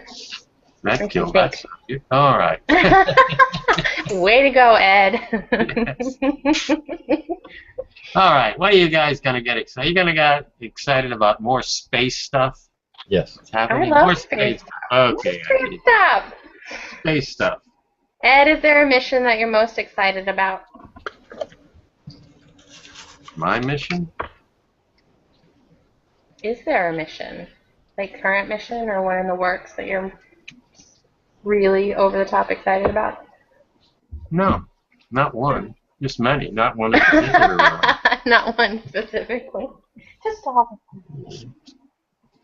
Now let's see. We have, and this is where NASA and the European Space Agency and now India getting satellites above other planets and on other planets. We're talking about NASA's GRIL mission. Grail. Grail. Sorry. Grail? Mm-hmm. G-R-A-I-L. Grail. Like the Holy Grail? Like Monty Holy Python? Grail. Ah, there you go. Okay, the Holy Grail mission. And the interesting thing to me is they're talking about how they're finding out the moon is a more dynamic place. You think a lot of people, and I used to think of the moon as kind of just this lump of metal sitting out there, and there's not much happening in its past perhaps. But it's the Procellarum region. It's a roughly circular volcanic terrain, 1,800 miles in diameter, about as wide as the United States. And they created a high-resolution map of the area, and they were looking at what caused this particular basin. And previously, people had thought that it was an asteroid. And this particular study group from MIT, they're speculating that it's actually from a volcano. It's magma, which would be, come on, Amy, I can't be putting you to sleep already. You're not. Good grief, I don't know. All right. I just had a yawn. Back to the story. They believe that the angular outline was produced by a giant tension cracks on the moon's crust as it cooled. Magma eventually filled the region's smaller basins, creating what we see today as dark spots on the near side of the moon, the feature that inspired the so-called Man on the Moon. And they measured this, how they did it. They measured the distance between the probes as they chased each other around the moon. As the leading probe passed over a region of lower density, it briefly slowed, caught by the region's gravitational pull. As the probes circled the moon, they moved in an accordion fashion, and the distance between them stretching and contracting in response to varying gravitational attractions due to the mass variations on the lunar interior. From the variable distances between the probes, the team created a highly detailed map which they then used to determine where the lunar crust thickens and thins. This mapping, the researchers observed that the rim of the Procellarum region is composed of edges that about a 220-degree angles. As the asteroid impacts tend to produce circular, not elliptical, circular or elliptical craters, the team believed that the angular shape couldn't have been from asteroids. And so they modeled the region's gravitational signal if it were to contain volcanic intrusions, magma that seeped up just beneath the moon's surface, over time cooled and crystallized. The resulting simulation matched the gravitational signal recorded by Grail, supporting the idea that this area, this basin, was created by a magma flow. Volcanoes on the moon.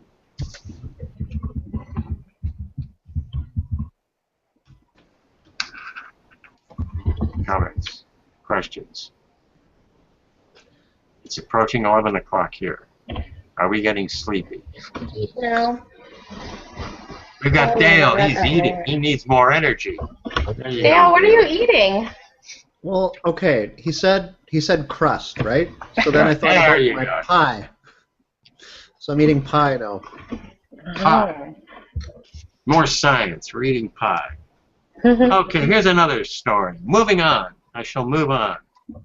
You can't stop me, guys. Nope, we can't. Great interest in what I'm talking about is not going to stop me. This is about cyanide. Cyanide on Saturn's largest moon, Titan. Scientists analyzing data from NASA's Cassini mission have discovered that a giant toxic cloud is hovering over the south pole of Saturn's largest moon, Titan. They found a giant polar vortex containing frozen particles of the toxic compound hydrocyanide. The discovery suggests that the atmosphere of Titan's southern hemisphere is cooling much faster than expected. This is interesting. Titan is the only moon in the solar system that is cloaked in a dense atmosphere, and like our planet Earth, Titan experiences seasons. It has a 29-year orbit around the sun, so each season lasts 7 years. How about 7 years of summer, 7 years of spring, 7 years of fall? That I would like. And then 7 years of winter. No. Would not care for 7 years of winter, I don't think. That's when the ice zombies come, like in Game of Thrones. Yeah, well, Game of Thrones, right? They're moving into winter. Winter's coming. Winter's coming. So right now, Titan's southern hemisphere is experiencing autumn. And from the images from Cassini revealed a huge swirling cloud 700 miles across, several hundred miles across, taking shape over Titan's south pole. This polar vortex appears to be an effect of the changing seasons. A puzzling detail is about the swirling cloud is its altitude. It's 200 miles above the surface of Titan. And they thought that the temperature here would be too warm for clouds to form. You didn't expect to see such a massive cloud so high in the atmosphere. Then they analyzed this, and the light coming from the polar vortex showed a remarkable difference with respect to other portions of Titan's atmosphere. We could clearly see a signature of frozen HCN molecules, these hydrogen cyanide molecules. As a gas, HCN is present in small amounts in the hydrogen-rich atmosphere. Finding these molecules in the form of ice was surprising, as HCN can condense to form frozen particles only if the atmospheric temperature is above minus 234 degrees. This is about 200 degrees Fahrenheit colder than predictions from current theoretical models of Titan's upper atmosphere. Atmospheric circulation has been drawing large amounts of gas towards the south as the change in season occurs since 2009. As this HEN gas becomes more concentrated, then its molecules shine brightly at infrared wavelengths, cooling the surrounding air in the process.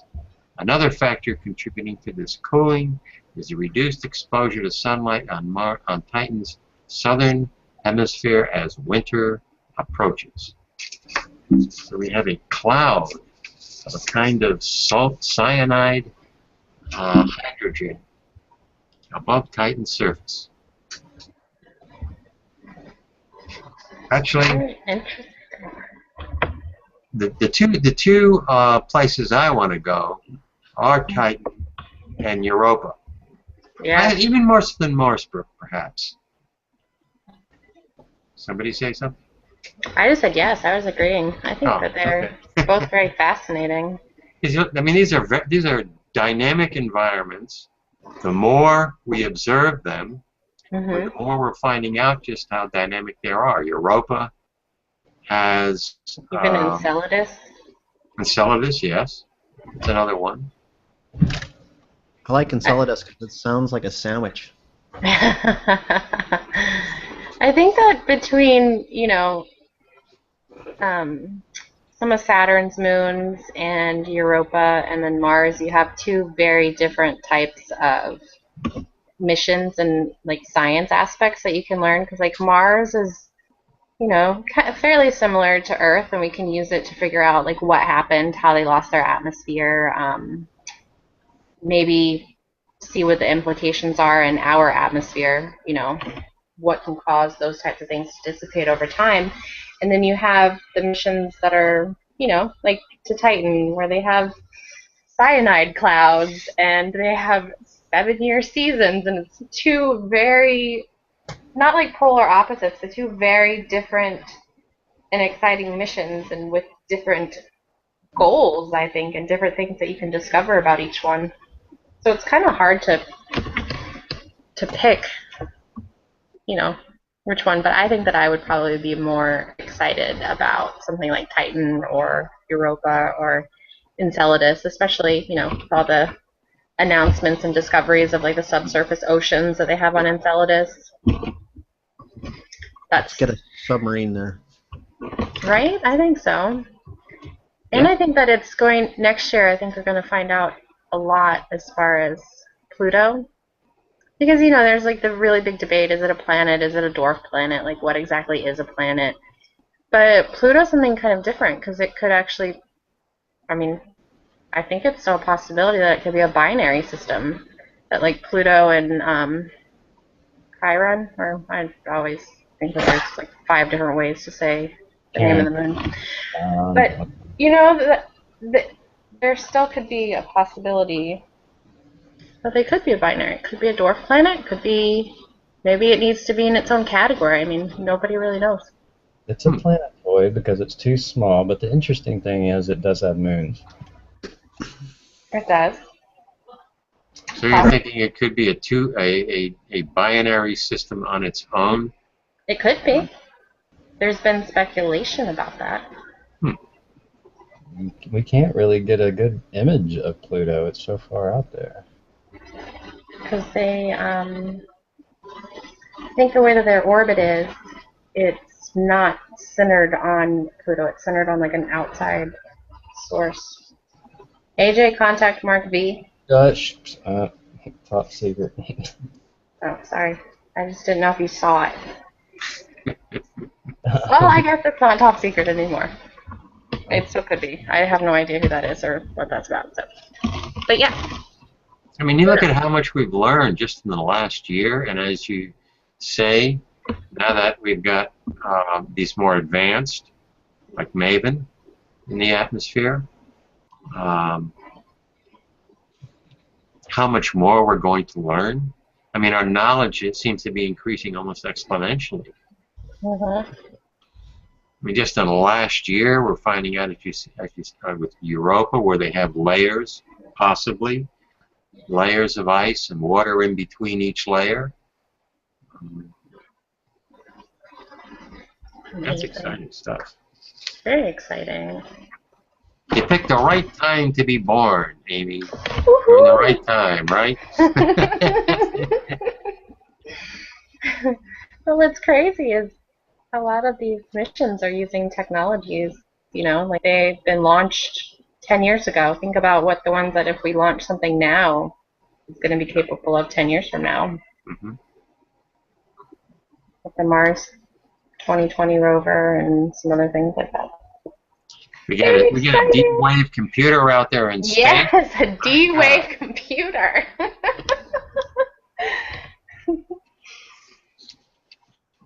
Awesome. It's just, I sometimes wonder, like, how people can just not be excited by this. I don't know. I guess different people have different things that excite them. But still, there's so many implications for people on Earth here and what these missions and all this stuff. I don't know. What we have to do, and we've got to, through our educational process, get to the young people, boys and particular girls. Young girls, tremendous potential being wasted. So many young Einsteins, female Einsteins out there. Mm-hmm. So the key is going to be having an educational process that gets to these young people who are interested or would be interested in getting involved in space technology, whatever it happens to be, sciences, and then they will be the next generation. Man, I mean, I don't know.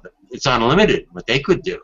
Think of what we can do with what little we know and how limited by comparison our tools are.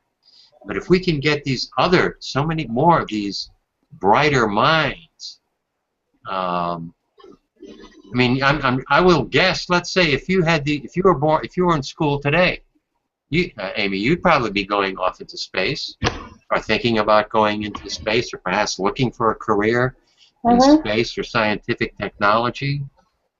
My generation of young girls, they're going to be housewives. That's real exciting stuff, right? No. No. It's not. At least not to me. Some people might find that fascinating, and you know, I do. I have friends that that's what they like to do. They just like to be housewives and stay at home and raise kids and do all that kind of stuff. But I don't know. That's the thing. And then you have the people that do both, that want to do both, and that love to do both. And then, go ahead. What? What? Those are fun. What? Housewives. Stepford wives? Yes. The kind that don't talk back and do whatever you say? Especially those. How'd you know? Just a guess. Well, you know, I'll bet there are a lot of young guys who want to learn, who are very interested in things like baking, for instance. I'll bet there are a lot of young guys. I'll look at Pam Taylor's partner, Chris, how involved he is in raising their young child. Mm-hmm. You know? And in my generation of guys, he wouldn't be who's going to take care of a kid? You kidding me? Right. But there are a lot of young guys who are interested in doing it, want to do that, want to help raise the kids, teach. Mm-hmm. You know, we got to get rid of gender when it comes to thinking missions and things. Oh, too. And there was a big story that was like all over Twitter and whatnot about a Carnegie Science Museum in, I think it's in Pittsburgh. Because someone had posted a picture of their science camps that they offer, day camps for Boy Scouts versus Girl Scouts, and the girls was science with a sparkle, and it was for grades or ages I think 8 through 12, and then guys had chemistry, they had engineering, they had astronomy, they had all of this stuff, and then the girls get science with a sparkle. And you can't really blame the museum for this part because they're offering the classes that people take. So you kind of have to go back to the organizations that they come from and be like, why aren't you encouraging girls to do other things besides, bake cookies and look pretty, and encourage them that they can do that sort of stuff and they can do the cool stuff like building things, designing things, all of that together. Yeah, even what's a cultural thing? Still, American culture hasn't quite evolved as far as we'd like it. And by that I mean you still have this old pink and blue nonsense. Pink for girls, boy for, you know, Oh yeah. blue. And you go online to the different stores, and what do you see? You'll see the girl toy, and then the boy toys. Yeah, that's not like Legos. Legos doesn't care about gender. No. You know, and Yeah. we need.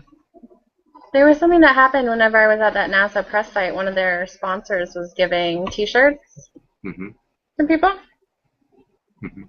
Lego, not Legos. Lego. And they had pink and black. And pink Lego, excuse me, Lego is plural? You have one Lego or many Lego? I did not know that. A Lego. But they had pink shirts for girls and black shirts for guys, and I was like, I don't want a pink shirt. Can I have black? And they're like, no, you're a girl. You get pink. I was like, but I'm the type of girl that doesn't like pink. And they're like, no, you're a girl. You get pink. And that's the end of the story. I'd have pink because I'm a girl. But it's crazy just how many instances like that still today that you see. Like, I've seen probably 5 examples of that type of thing in the past week. You know, just like the guy on Fox News that called the female fighter pilot boobs on the ground and said she couldn't park her plane because she was a girl, you know? It's like those types of stuff. Like, why is that still happening? Yeah, that's interesting. I don't want to stereotype any particular region. And I certainly don't want to stereotype things like Republicans, because there are a lot of Republicans who are very much interested in science, I'm sure. But that's the perception I get. And I look at states, Tennessee, not exactly anti-science, but in some cases they are, when we're talking about climate change, for instance. They don't trust, they don't believe scientists and science. My perception is they don't really promote, certainly science, as much as they could in their schools.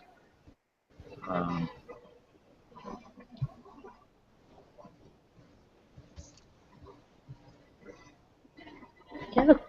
I mean, it's just, you can see examples of it like every day, so. But you know what's great? When I go online and I look at a lot of the technical shows, some of the technical podcasts, I do see more women on these shows. And they are bringing on more women on these shows, so. That's what we need. Just need some encouragement. You know, instead of just be like, you get this stuff because you're a girl. Yeah. Well, you got to, if you go to one of those socials, and there'll be just as many women as men. That will be great. Yes. Well, see, like socials, I think sometimes are different because if you go to a lot of the press events, like especially the ones at Kennedy, there's maybe 3 women out of say 25, maybe. Small media. A regular media. Yeah. Yeah. Social media, they've usually done had a good mix of both. Half and half. Yeah, I'd say half and half is a fair assessment. Oh, we are getting some female astronauts. So that's good. Definitely way more than Russia. That's a positive sign. I mean, and they serve as the role models. Definitely. I think the first one I met was Barbara Morgan, and she was a teacher. She was really nice. So, you know, sometimes to have someone like that you're like, oh yeah, it's okay. You can be an astronaut, you can be an engineer, you can do these things. Go for it. Like really means a lot to kids. Yeah, the opportunity is out there. Even where it may not exist at lower levels of education, for instance, a woman may go into something. Anybody you go into a general course, but then you may decide, you're really interested in an area, so you have that opportunity. And the key is going to be the opportunity's got to be there. The opportunity for a woman, for the brightest mind, to get involved in that particular research. I'm going to change subjects again. Yay! Got a fun little subject here. And this is hit music. Something completely different. And this is actual science, so this is a professor at the University of California. And he studied hit records, studied Billboard's magazine's 100 list of the #1 song over the past 55 years. The researchers, they analyzed all 1,029 #1 singles on Billboard's Top 100 between 1958 and 2012, and they also analyzed the 1,451 songs that never climbed above 90. How's that for a research study? How'd you like to get in that research group? That sounds fun. Could be fun. Depends on the songs. Depends on the songs. It could be like, torture oh Lord, I in can't some believe I'm cases. seeing this again. And they found 2 combinations of core instruments and vocals most often presented in #1 hit singles. And that was background vocals, synthesizer, and clean guitar, and background vocals, synthesizer, and distorted electric guitar. Now, when they looked at the songs that never got above 90, they basically fell into 3 combinations: acoustical guitar, acoustical piano, and no strings, clean guitar, acoustic piano, and bass guitar, synthesizer, no electric guitar. And you can quickly see the big difference between those two is background vocals. So they found that an important element that you don't think about. If you want to make a hit record, you got to have some background vocals to it.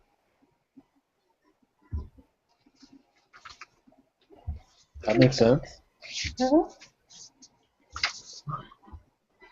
I kind of wonder, when you think of a hit song, you might get the picture of the performer, the lead singer, and that can obviously be important in selling a record, but maybe it's that background.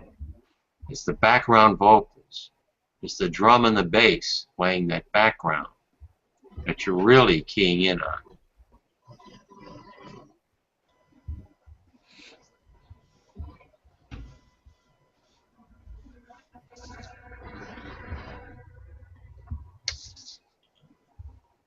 I'm out of science, guys. I got nothing left. Got nothing left. I said that about 2 hours after I woke up. Aww. It was a bad day. But isn't it better now? You're talking to all of us, and you had pie. That's right. I was waiting for this all day. I was in anticipation. With anticipation. Anticipation. Totally. So they didn't need you, Dale. They didn't need you back No, they in the didn't. studio. That's good news, right? Oh, it's totally good news. Yep. It's nice just to be at home and relax for a while. Awesome.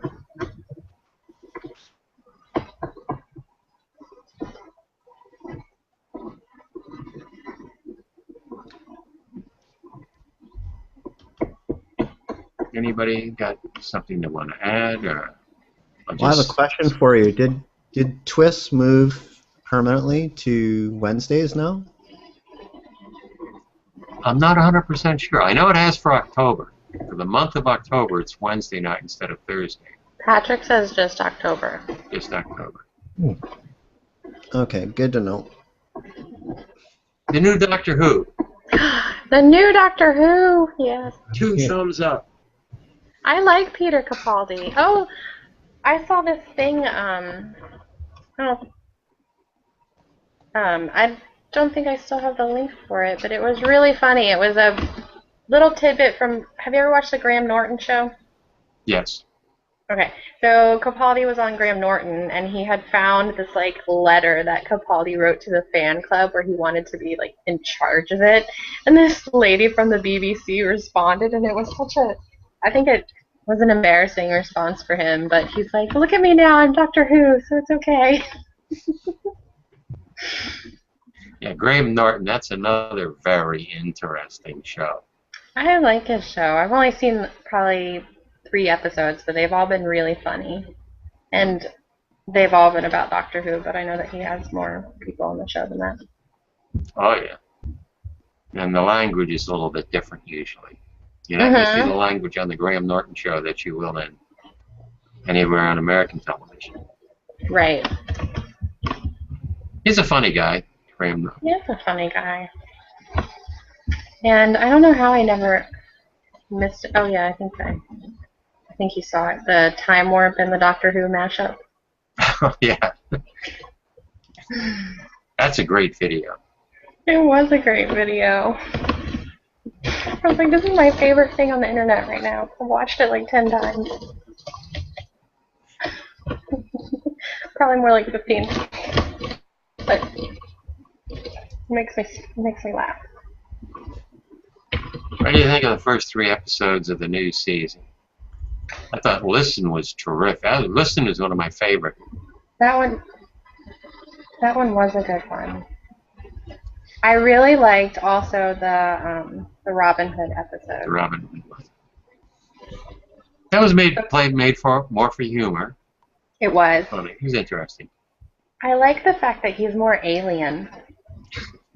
Because I've never really liked the companions that have romantic interest in the Doctor. I like it when they keep it separate. But Matt Smith sort of had a really like human feel to him, especially as he went on. And I like this one's completely different. Mm-hmm. He's definitely more alien, which I think makes it a little bit more interesting. And it's a good switch.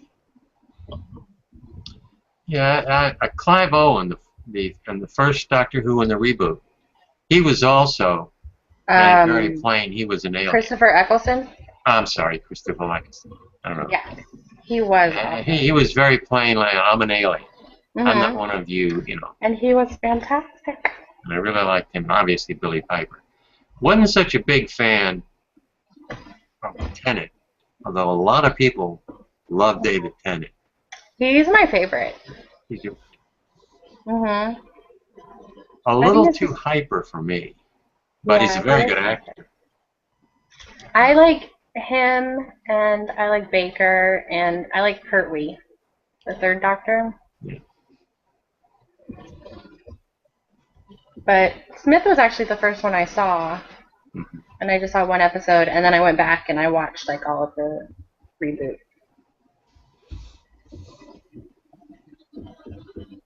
But yeah, I like him. He's definitely growing on me. You're still with us, correct? You haven't zoned out yet. No. You actually work at a television station. You're an engineer at a television station. Do you actually watch any television shows? You know what? At the end of the day, I've seen TV screens so much in a day that by the time I get home, it's kind of don't always want to see a TV.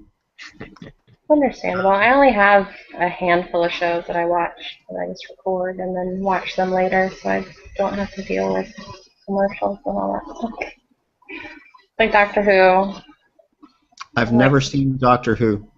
Oh my gosh, it's amazing. Oh, I just discovered Battlestar Galactica in time for them to take it off of Netflix, so I was very sad about that. I tried to binge watch a lot of them the other day before they removed it.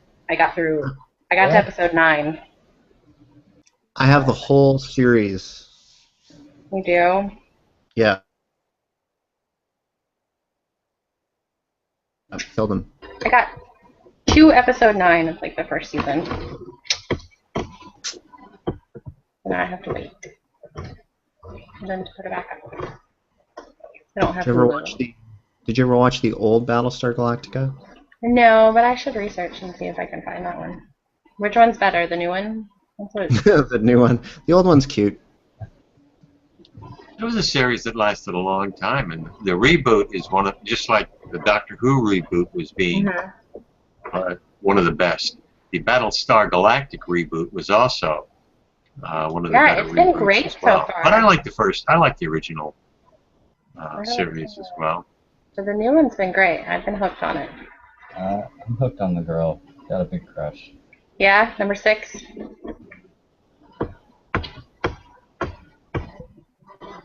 Have you seen them all, AJ? Not all of them, no, but I'm watching all the new episodes. All the new episodes? Yeah. Oh, like the updated version? Yeah, that did. I watched an episode of Farscape too, but I definitely like Battlestar better. I love Farscape. I wish they hadn't canceled it. I know. They have it on Netflix, so since there's no more Battlestar for me to watch, I am going to continue with that one. Farscape, is that the one where The guy goes through the wormhole? the dead person, and one of them is like a vegetable, a plant? Okay, I'm thinking of something else. It's got Muppets in it. This guy, he's an astronaut, and he like went through a wormhole and found like an alien. Ah, that sounds interesting. Muppets in space. I know. So yeah. I have that I on need to vinyl. watch. Huh? I have it on vinyl. You have it on vinyl? Yes. Nice. Yeah. I guess I'll have to watch Farscape now. Let's see, 2 minutes. Somebody named Space Odyssey responded, yes, I didn't send them an invite. Got no idea who they are. That's Me me. either. Oh, that's you? Oh, I thought you were joking. Oh, okay. I was like, me either, but I know who how that these is. people are. That's my STEM program that me and Amy were working on. Mm-hmm. Let me see. Huh? Okay, Farscape. Yeah. Well, Wait a minute, that is sort of the series I was talking about, but I just didn't have the characters right. oh, okay. Didn't remember. I've only seen one episode, so there could be a vegetable. I mean, I don't know. Yeah, I heard the characters. Oh, yeah. Mm-hmm. Okay. But I haven't seen the white-haired girl yet. That one. I don't know who she is. It's not exactly the show I was talking about. Oh, she's wild. Is she? Rats of the Last Nebula? Really? But do you guys watch The Big Bang Theory? Yeah, of Yeah. course. Okay, so you know, I finally like get why Howard fantasizes over that Battlestar chick so much. After I watched the show, I was like, okay, now I kind of get why he fantasizes about her.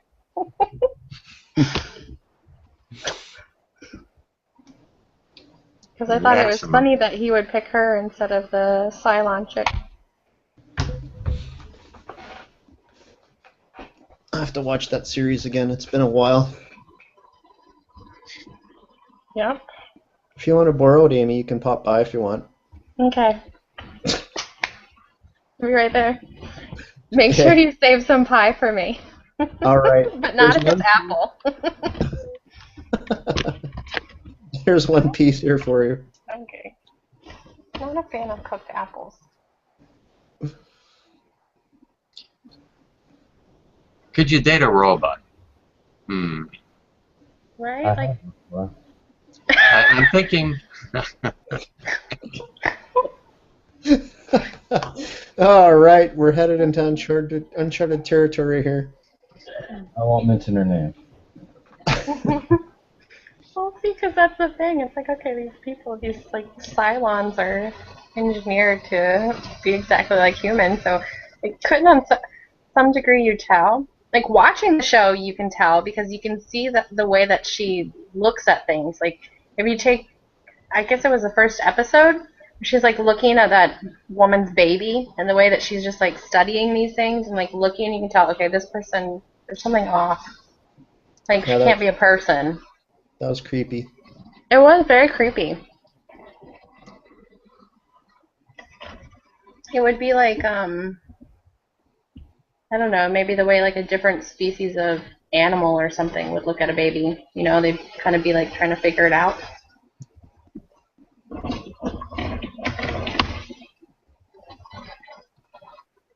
Harrison Ford. Oh, Blade Runner. Yeah, Blade Runner. The robots in Blade Runner were. The one with the 3 boobs? Like Well, I wasn't thinking about her, but around? even Rutger Hauer. Oh, that was Total Recall. I'm sorry. There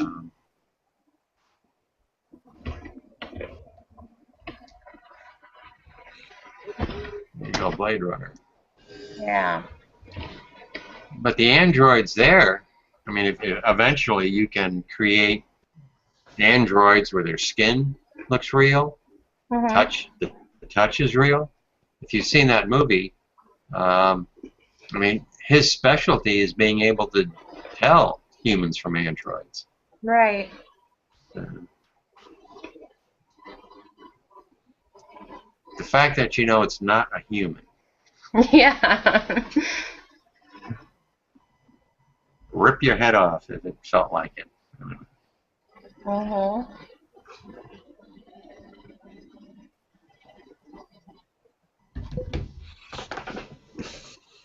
But yeah, it's a great show, and I'm really sad that I discovered it too late.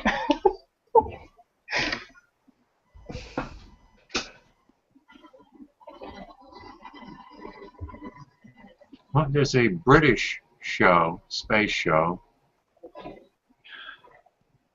very popular. Green something maybe? I don't know. The mind is going. Very snarky. Let me see. I really like most British entertainment. Other shows, right? Let's see. British science fiction. Come on. Blake's, no, not Blake 7. That's a pretty good show, too.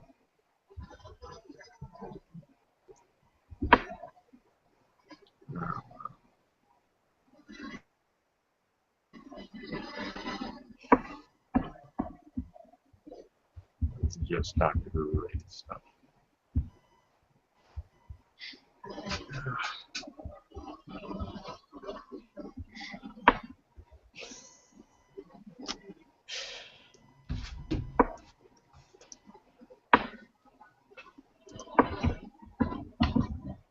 Somebody posted a link to something by Danny McCaskill, The Ridge. Patrick. Ah.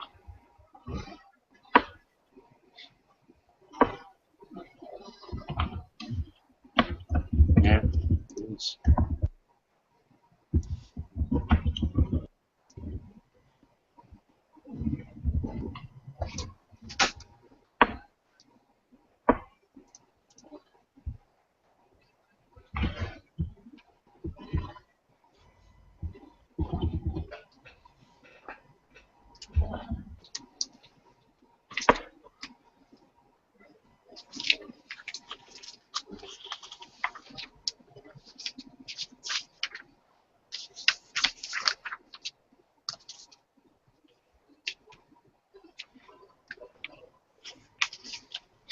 That's another thing. You're seeing a lot of the fanfic, a lot of amateurs, people just getting started in the business, being able to create and post videos on YouTube.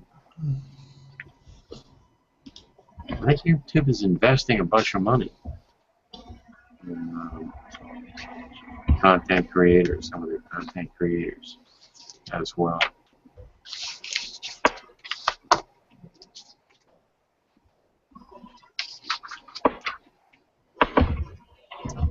No, we now have 3 viewers. We started with 1, now down to 2. Somebody popped in, and I don't know. Maybe I scared them away.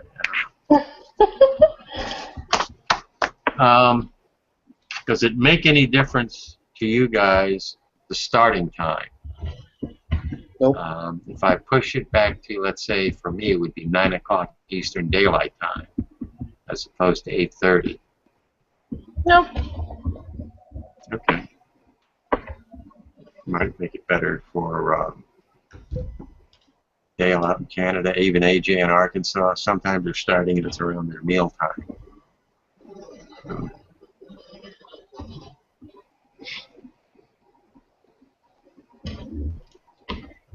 See any space stuff coming up next week? Next week. Let's see. Have you seen the or read about the Nemo mission that they do? Nemo? Mm-hmm. No. You mean like the cute little fish? Kind of, but can you see it? What's the Nemo? Double E? Double E. Because they have different programs for the astronauts to participate in for training Oh, it's whenever. underwater. Yeah. I'm bad. I forget what the acronym is. There they go, the 18 Aquanauts. Okay, NASA Extreme Environment Mission Operation. They called it a splash up. Yeah. But they actually had 2 missions this year, 18 and 19, and 19 was last month. And it had 2 ESA people, a NASA astronaut, and a Canadian astronaut. There you go, Jeremy. Dale, Canadian. Yeah, astronaut. Jeremy Hansen. So he's prepping for his first flight, and Andy Mogensen from ESA, he's prepping for his first flight, and he's the first Danish astronaut. Mm-hmm. And I think his is September next year. And so they live in this, it's called the Aquarius Reef Habitat. And it's right off of, I think, Key Largo. So it's right here in Florida. And Florida International University, FIU, Mm-hmm. has this habitat. And it's 62 feet below the surface. And they live there for 7 days. And then they get to do simulated spacewalks. So they go out in their scuba gear, and they have this little motorized kind of cart that I guess would be similar to like a lunar rover or something. And they, with their suits, they get to experience like what the gravity would be like on, say, the moon and what it would be on Mars, and they get to test out comms delays and all sorts of things for their mission. So Where's that? It's off the coast of Key Largo, so Florida. Cool. Yeah. And I got to talk to one of the astronauts via Skype when he was down in the base on his mission. So it was pretty cool. He was telling me about how it compares to being in space and just basically what they were doing in their mission. They have another one. ESA has one where where astronauts live in a cave for like X amount of days, and it's just to put them in extreme environments that they can't rapidly get out of. You know, where they have to come up with like safety procedures, and just because when they're in that habitat, I think it's like 16 or 17 hours that they have to decompress before they can go to the surface because their blood is like fully saturated with nitrogen. It's definitely an interesting mission. But all sorts of astronauts have participated in the various Nemo missions. Like I know Chris Had has done it. Excuse me, I'm yawning again. Then they had a Google Hangout. I think AJ watched the Google Hangout. Cool. Ed must have crashed. I'm back. Oh, he's back! Yay! Welcome back. We were just talking about Nemo. But the I got a zap. astronaut that I was talking to was telling me about these little bioluminescent organisms that were in the ocean. And when they were doing their night dives, he was saying that you couldn't see them until you moved your hand, and then you could see them all light up and everything. It's very interesting. Yeah, it's the deep sea is less explored probably than Mars, the surface of Mars. We probably know more about the actual surface of Mars than the deep sea. Mm-hmm.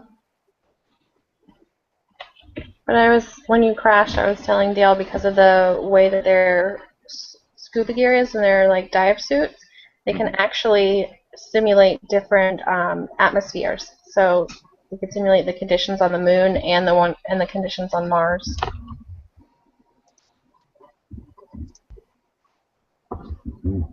All kinds of interesting things when you're an astronaut. It's what are the requirements? I'm wondering if they've changed over time. Oh, to be an astronaut? Older astronauts. Not 70 years older, but other astronauts, they take astronauts in their 40s? Yeah, I think so. Okay. That's good. Because one of my friends applied and he was 38, and I remember looking up the requirements one time, and it didn't seem to have like a cutoff. Mm-hmm. That's good.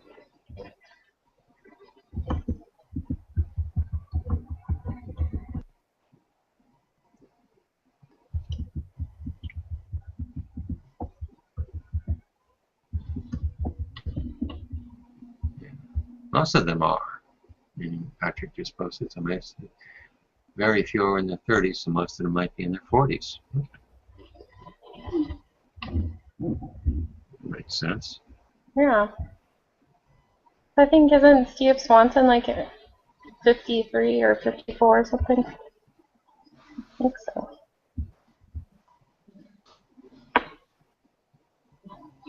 It says, oops. Clicked on it. I have too many tabs open. This is on NASA's website.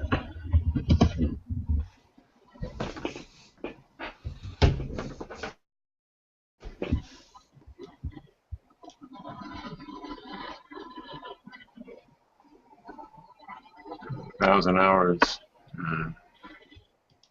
pilot and command in a jet aircraft. They have the different things for like mission specialists and payload specialists. I like that. So they're just some very specific criteria. No mention of age, no mention of gender or whatever. You meet this criteria, you qualify. Mm-hmm.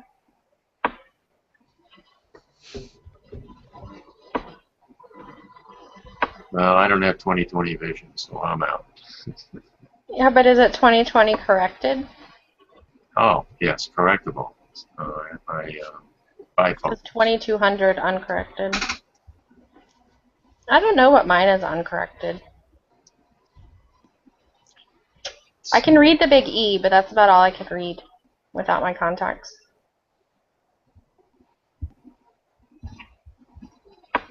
So the height requirement, 76 inches. That's 6 feet 4 inches. Mm-hmm. Okay. And 58.5 inches. That's less than 5 feet, isn't it? Yeah, 60 is 5 feet. Okay.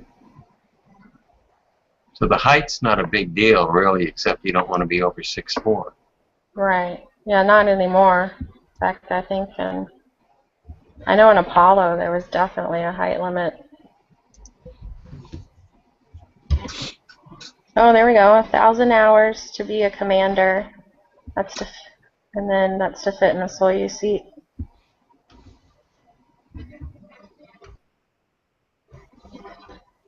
Would you fly in a jet plane? Would you sign up in an instant to fly in a jet plane? I think it might be fun. It'd probably be scary, but it'd be fun. How about a rocket ship? Oh yeah, but yeah, I think that'd be fun.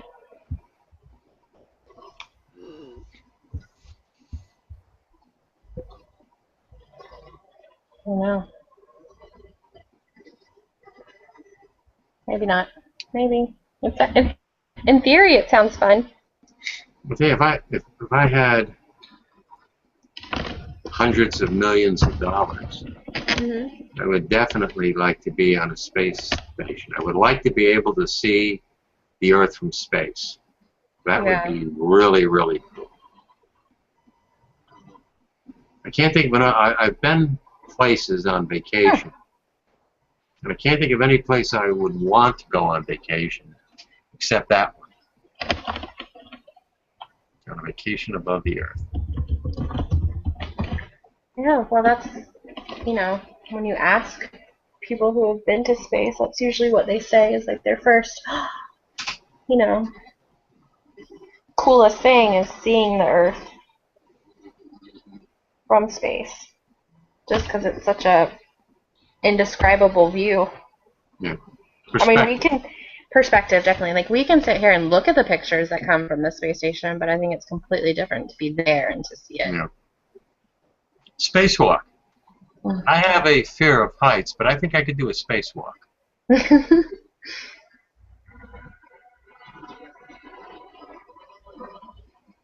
You have a fear of heights?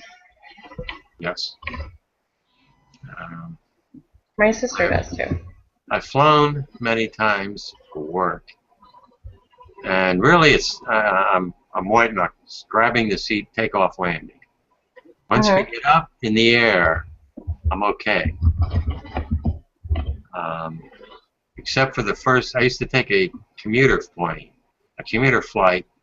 from Washington, D.C. to New York City. And this was 70s, I think. And so, you know, you could see the jets. So first of all, the engines are on fire. You're in this plane, the engines are on fire. And it was up and down, and that I don't much care for.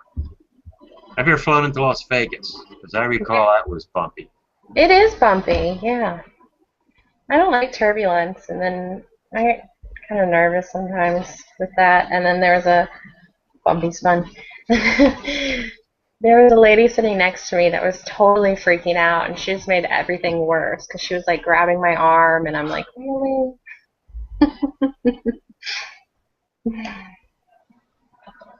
Yeah, they fly so high now that they're really pretty smooth. As I understand it, I haven't flown in a plane in probably 15 years, 20 years. Oh, I went to Vegas for... Yes, flying is safer, definitely, but it's still... I went to Vegas for my 30th birthday, so that was like 2 years ago. It was still very bumpy. Flying into that airport. Vegas is in trouble. Water. They import all their water, and they must use a gazillion buckets of water, just the fountains alone. Oh yeah, like the hopefully Bellagio. it's recycled. Oh, correct. Vegas must be. I mean, when I was in Vegas, I haven't been in Vegas probably again another 25 years or so, 30 years. So I'm sure there must be more casino. The casino fronts now are almost like arcades. It must be a lot more fun.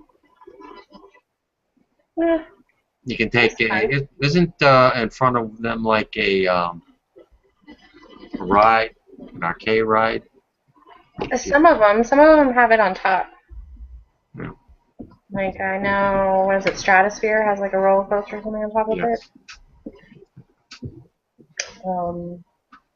I'm not much of a gambler, so I think I put a quarter in a slot machine at the airport so I could say that I played the slots while I was in Vegas, but I just like to look around, and we went to some really awesome shows and ate lots of shows, great shows. Ate some fantastic food. Is Circus still open? Yes, that's where I stayed actually. But they just redid some of it, so the rooms they got upgraded and they were nice. But the inside of the hotel, like the lobby and everything, when you walk through, kind of reminded me of like an adult Chuck E. Cheese, just because of everything that was going on. But the bartender that we had there was really good flair bartender, like they, all kinds of drinks and stuff. It's got to be an old hotel. Yeah, it is. So we went to this one restaurant that was cool. They had these little tiny, I'm pretty sure they were Asian women, but they were tiny women that were on these pulleys, and they went up and down to fetch wine bottles for you. So they had all of their wine in this big column, all the red wine, and I don't even know how many floors or stories it was. It was really, it was probably a couple, but it seemed pretty tall. And so they would go up and down on these little pulleys and get your wine and bring it back to you. So we had to order a bottle just to make them do it so we could see it. Some of the best food I've had. That and Key West had some really good food. Vacation spots. My favorite vacation spot is Banff National Park up in Canada. And it was a train ride from Edmonton, perhaps Edmonton, up to Banff, and the Chateau Lake Louise. That's this hotel, and it overlooks this emerald green lake. And there's it's even more than a walking trip. There's a lot of elderly people have stayed there, and you can walk up to maybe a couple thousand feet, and they've got this tea house overlooking the valley. So, and if you like skiing, you go there in winter. Great spot. They had the Olympics, I think, there. Oh, okay. That's cool.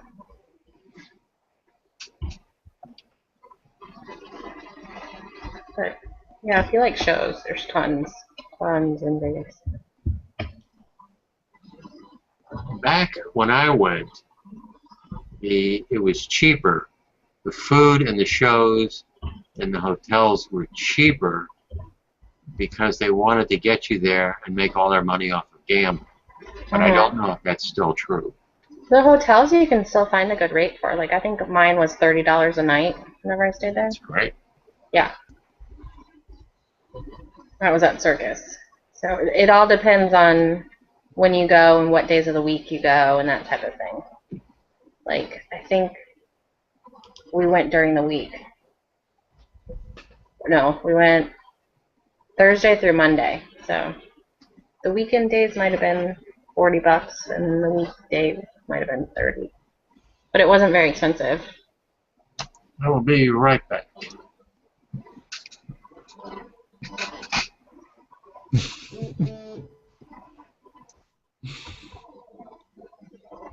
What time is it there in Canada, where you are? It's 9:40. What time is it there? You're 2 hours behind. The story of my life. 2 hours behind, always.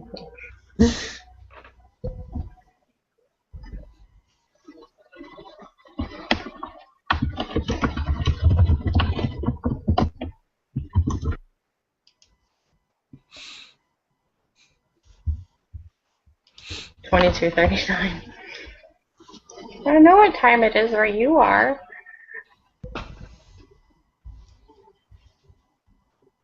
So now I'm all interested in Battlestar Galactica. See, you're gonna have to watch and tell me what happened. Oh yeah, no, it's right here.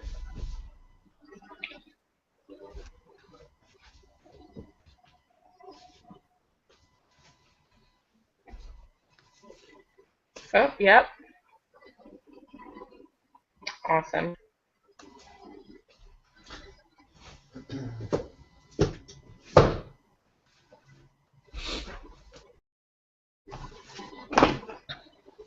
What are those ones on the top shelf? Is that like Friends or something? top ones are like these guys. Yeah. Seinfeld. Seinfeld. I knew it was one of those. I like Seinfeld.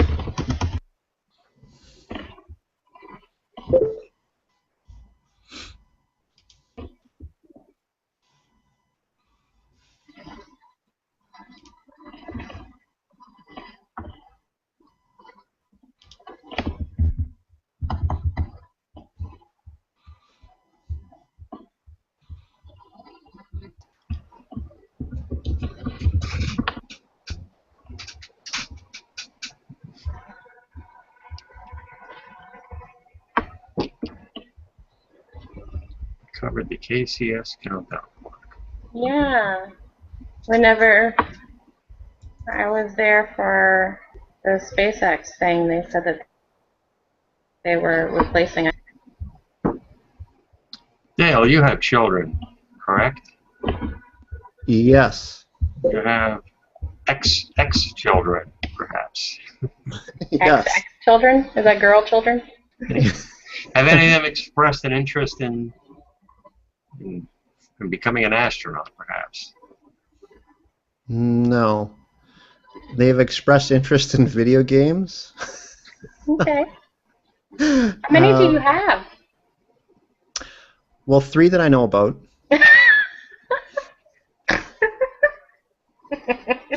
Three that you know about. Okay. Don't forget, I mean, he was a former rock star who, you know how the rockers are. Were you like Robin from How I Met Your Mother? You That's didn't have right. a song about going to the mall, right? That's right. She was a Canadian pop star.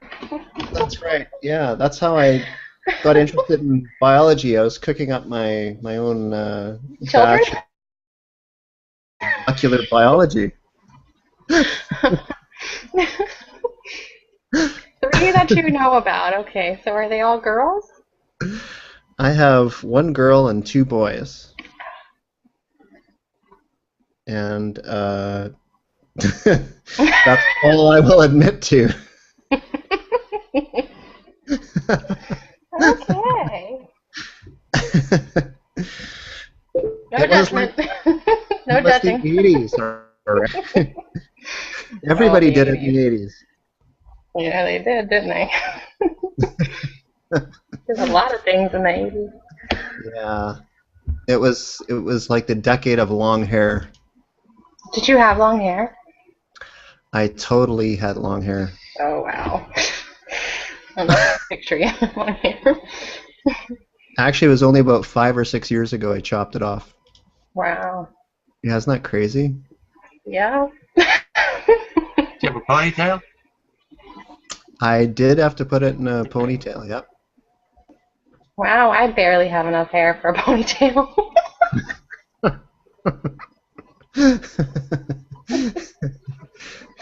I was in touch with my feminine side, so totally. A lot of people, a lot of guys went through the long hair thing.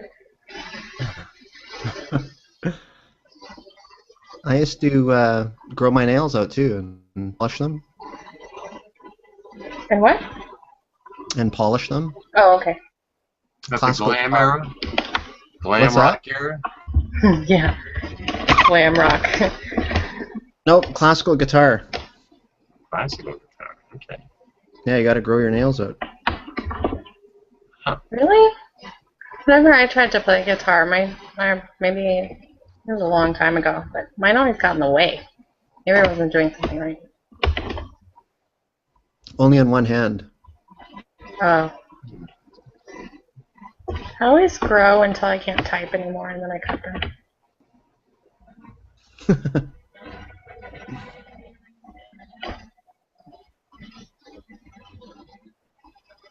Did you ever have long hair, Ed? Yeah. I've Was that never paid much Ponytail length? attention. I say that because I've never paid that much attention to the length of my hair, ever. Now I don't have to worry about it.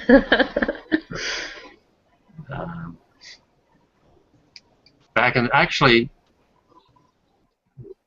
in the 50s, And then in the 60s, started working in the 60s. So you No had offense. had to be cut. I'm going to get wine, so no offense. I'll be right back, and I'm going to listen to your story from the other room. I won't miss it. Okay. So you had to be clean cut Right. in the 60s, and then it evolved fairly quickly towards the end of the 60s and into the 70s. Everybody had long hair. For me, it's simply a maintenance problem in the back. In the front, I would spend a half an hour to make sure every single hair was exactly where it was supposed to be. Yes, I was very vain. No. Not that I'm vain now, but Mine just kind of does whatever it wants. I try to make it behave, but here it's hard because there's so much humidity and everything. Every time humid or there's moisture, my hair wants to curl. So I worked. I had a job. I had a like 6 to 8 week job, and that's what I would do. I would go on the road and audit the various regional banks that we owned. And I'm trying to think of the name of the city in Florida that I went to. It was actually not a bad city. It had a river out to the ocean going through it, so there were boats and there was a canal. I can't think of the name of it. I had family that lived in St. Petersburg. oh yeah, okay, that's on the other side of the state for me. On the side of the state. But I've been to Disneyland, Disney World. I'm like 30 minutes from Disney. Okay. But even on the other side of the state, St. Pete's only like an hour and a half. I know there must be regional differences. To me, coming from New England, where you can't go you go 5 miles and you're facing mountains or something like that, so the topography changes all the time. I think of Florida in my perception, even thinking back on my trips, as being mostly a flat state. It's flat. Not a lot of trees, etc. Palm trees. Pine trees. We have pine trees and oak trees here too. Oak ones drive me crazy because I'm allergic, but. Right climate though, nice and warm. Which just makes everything bloom and grow all year round, which is nice. But at the same time, it's horrible because there's pollen and stuff all year round. In Virginia, at least, I had clear-cut seasons, where I'd be like, okay, this is spring, I'm going to have major allergies. Okay, then now we're done. Now it's like, okay, allergies every day. Yay! You have a panhandle, right? In Florida, you even have cattle farming. Yeah. In Florida. Panhandle. I'm like in the center of the state, so it's about 6-7 hours to Key West, and it's about the same amount of time to the Panhandle for me. So. Key West is nice. Touristy, very touristy, I imagine at this point. But there you go. Cheers. I'm a tea drinker. I had tea earlier. It was so good. Drinking wine, eating pie. Oh, it's party central. Apparently. Got like the party lights on the wall back there. It looks like a reflection off something on your wall, so it looks kind of like. You see it? I have a strange kind of chandelier in my room. That's what it is. Yep. Okay. So yeah, this is Party Central. I'm here with all my friends. You can see them all. Are they wearing one of those invisibility cloaks? Yes. There's hundreds. We're packed in here like sardines. Well, what are you drinking? Red wine. Merlot? So good. Red wine I don't is not know. a variety. It's a color. I kind of tend to go to the liquor store and buy whatever's $6. Love it.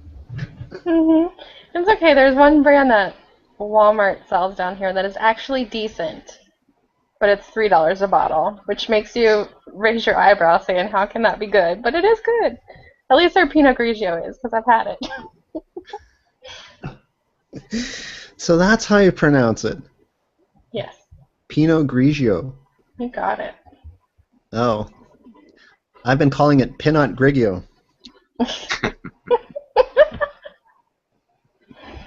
I'm not a connoisseur or anything. I just drink it because it makes me feel funny. Oh, if I'm going to drink it, it's going to taste good. It's very healthy. Wine is very healthy, isn't it? Yeah. That's what some studies claim.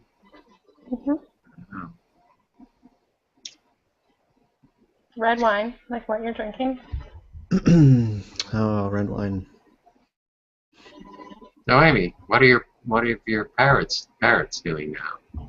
They're sleeping. Sleeping. The fish is awake, though. What kind of a fish you got? A fish. No, I have two. One's kind of old, so he likes to sleep on the bottom of his tank a lot. I think he's got a swim bladder issue, but I'm not sure. And then the other one is, they're both betas, but they're separate. And then the other one's always like, hey, look at me, I'm swimming around. I'm not interested in pets at all, but aquarium I like, because an aquarium's like an enclosed ecosystem. It's a whole ecosystem with, that I like. Observing nature. Mom sent me a video the other day. She has a beta at work in like a 10-gallon tank and has 2 shrimp in there with it. And so the little shrimp were running around. And she told me the story about one of them having to fight off the beta fish for a piece of food the other day. Like he was clinging on to this like little ball of food. He's like, it's mine and you can't have it. And the fish was like, give me your food. They're so fun. I really don't know what I would do if I didn't have pets. Like I've just always had them, even from a young age. So when I first went to college in my dorm, we weren't allowed to have pets. But in the apartment I had after that, we were. Well, we weren't allowed to have a cat. We could have other types of animals like fish and whatnot, but the roommate still got a cat. So, I don't know. I think it would be weird for me to not have any type of pet. And I was looking at my, I have the little birth certificate from all but one of my parents. And so my African grey, I didn't realize that she was 19, but she's 19 this month.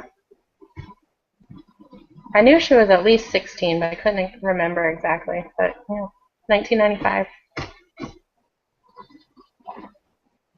Parrots make great pets, from what I've heard. I've read. Yeah. One other parrot owner. And I'm not allergic to them. Gray. I think it was an African grey, but I've seen pictures of it. But this was a much bigger parrot. Had a tremendous vocabulary, she said. You could practically hold a conversation when you walk into a room. So I'm babysitting one next week. Maybe he can join us for the hangout. That would be interesting. He'll probably stay in my room. He's an Amazon. I get them like a couple times a year. He doesn't say much, but he likes to talk a little bit to himself. Mine only talk for me, and like he'll talk in front of other people, but he's sometimes shy about it. Like once he gets going, he'll be like, woo, woo. But my little ones only talk for me. Getting back to a conversation me and Dale had last week about intelligence, bird intelligence. Ooh, I liked that. I read that. Those questions that you were asking. Kiki. That's a good question. So from your own personal observation, how intelligent do you think you're? I think It's hard to judge. Hard to make a I comparison. know. Let's I say think that compared they're- to a dog. I think that they're really Intelligence of your intelligent. parent to a dog. Well, here's what the difference between dogs and birds are. Is dogs like I don't know how the best way to describe it is. Like dogs I feel like are friendly to a lot of people and they're just like, "Okay, I'm a dog and you can pet me and I like you." And birds are kind of more like you have to it takes more work for them to do things because they have to not like it's they have to trust you, but kind of. They're more like skeptical, like, yeah, they'll let you scratch their head and stuff, but as far as other things, it takes like you could probably teach a dog to do a trick in maybe like a day. It would probably take it would take more time for me to teach something to my parents, or they'd have to be interested in it. They have to find some sort of benefit in it too. Let's put it that way. There has to be some sort of benefit to them, or they have to like it. They're not just going to do whatever. I don't know if that's. I don't feel like I'm describing it properly, but maybe that gives you an idea. Like you can talk to them, and they'll pick up your daily conversations that you have, and they'll be like, "What are you doing? Okay, yeah. Come and pick me up. Okay, I want my breakfast now. No. Good night. Go to bed. Leave me alone." That kind of stuff. But to be able to work with them as far as like they can recognize different objects, and like if you give them two objects, you can be like, okay, tell me which one's the block, like which one's square, which one's a circle. They have the capability of doing those types of like problem solving activities and things, but it takes work and it takes rewards, and like I said, it has to benefit them. They have to get something out of it. They're not just going to do it. Are they in cages now? Are they sleeping, and can they get out of their own cage? Mhm. Okay.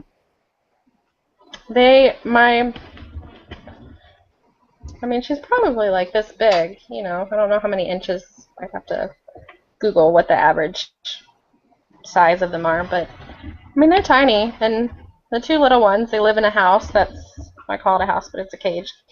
Like 24 by 24 by I forget how tall it is. And then the gray, Inches or she's feet? inches. So like 2 foot by 2 foot by probably I don't know Okay. 3 foot tall. I mean that's a pretty substantial habitat for a bird that's like 8 inches. I think they get to climb all around. I don't know exactly what the square footage inside is, but in the African gray, she lives in like a 32 by I forget what the dimensions on hers. 32 by 23 by something. I mean, my caw's cage when I had her, I could stand in it. Do they get bored? Sometimes I'm sure, but I try to make it so that they don't. The gray, I think she's not lazy, but I think she's more maybe manipulative, because she tries to make you do things that like cater to her rather than her wanting to be, not necessarily wanting to be independent, but she just kind of wants to make you do things.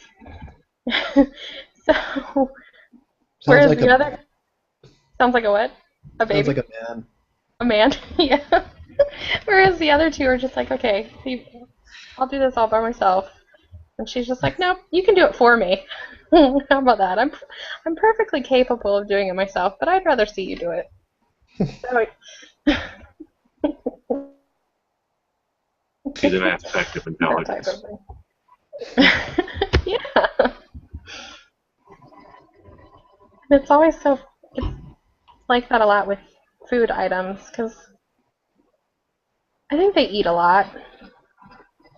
I try to give them a variety of things, and I try to hide stuff, like get toys that I can hide things in that they have to go forage and like hunt and try to figure out where the stuff is, and so it's not just like, here's the food dish, go pig out.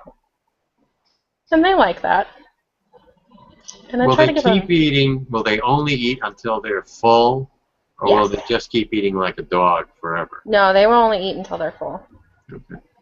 And you can, on the little ones, it's easier to tell than on the African gray, but you can kind of see when they're full because they have like their crop, just kind of like a stomach that sits kind of under their beak. And the little one, you can tell because I always see it, and it'll be like, you're like, yeah, I don't think you need to eat anymore. Good thing you're done. They would also, whenever I was working at the store and feeding babies, be able to tell. Like that way you could kind of gauge. Like I knew fluid-wise how much fluid that they should take, but then you can kind of see when they're nice and full, and you can be like, okay, you don't need it anymore. Whereas like, with us and babies and everything, it's hard to gauge sometimes when they're necessarily full. Do they exhibit nesting behavior? Yes. Do you have to neuter them in some way, or is it? No, you can't. You can just discourage the behavior. I have 3 girls. That's no fun. Yeah. I have 3 girls, and they all go through their, every couple months or every so often, they go through their little wanting to nest and wanting to, mating type behaviors, and unfortunately, they regurgitate and they want to feed you. That's a sign of affection in the bird world. So yeah, that happens sometimes. That's So a sign of affection for humans too. I try to discourage Children, it. that's what it is. When kids are throwing up, it's a sign of affection. I'm like, I don't need that. Ew. It's like pre-chewed food. It's a sign of kindness. You don't have to go to all that trouble of chewing. You can just, someone's going to chew it for you, and pretty much. Yeah. But they sometimes do that. This has been fun, you guys. I got to go, but yeah, this was a blast. So yeah, enjoy your wine. I am, totally. This is only like glass number 1 of many to come. So. Wee! Yeah, it's a new hobby for me. Great thing. So I'll see you guys next week, or who knows, maybe even before then. Okay. Okay, talk to you later. Bye. Bye. I'm probably gonna go too. I'm starving. Me too. You're starving? You're gonna eat at 11? On purpose. The new day has started for me officially 3 minutes ago. Well, you're on the same time as me, right, Amy? I am. I should probably go to bed. Actually, I should probably do some more work and then go to bed. All right. Next week, probably I'll aim towards 9 o'clock. Hopefully see you guys then. Bye. All right, see ya.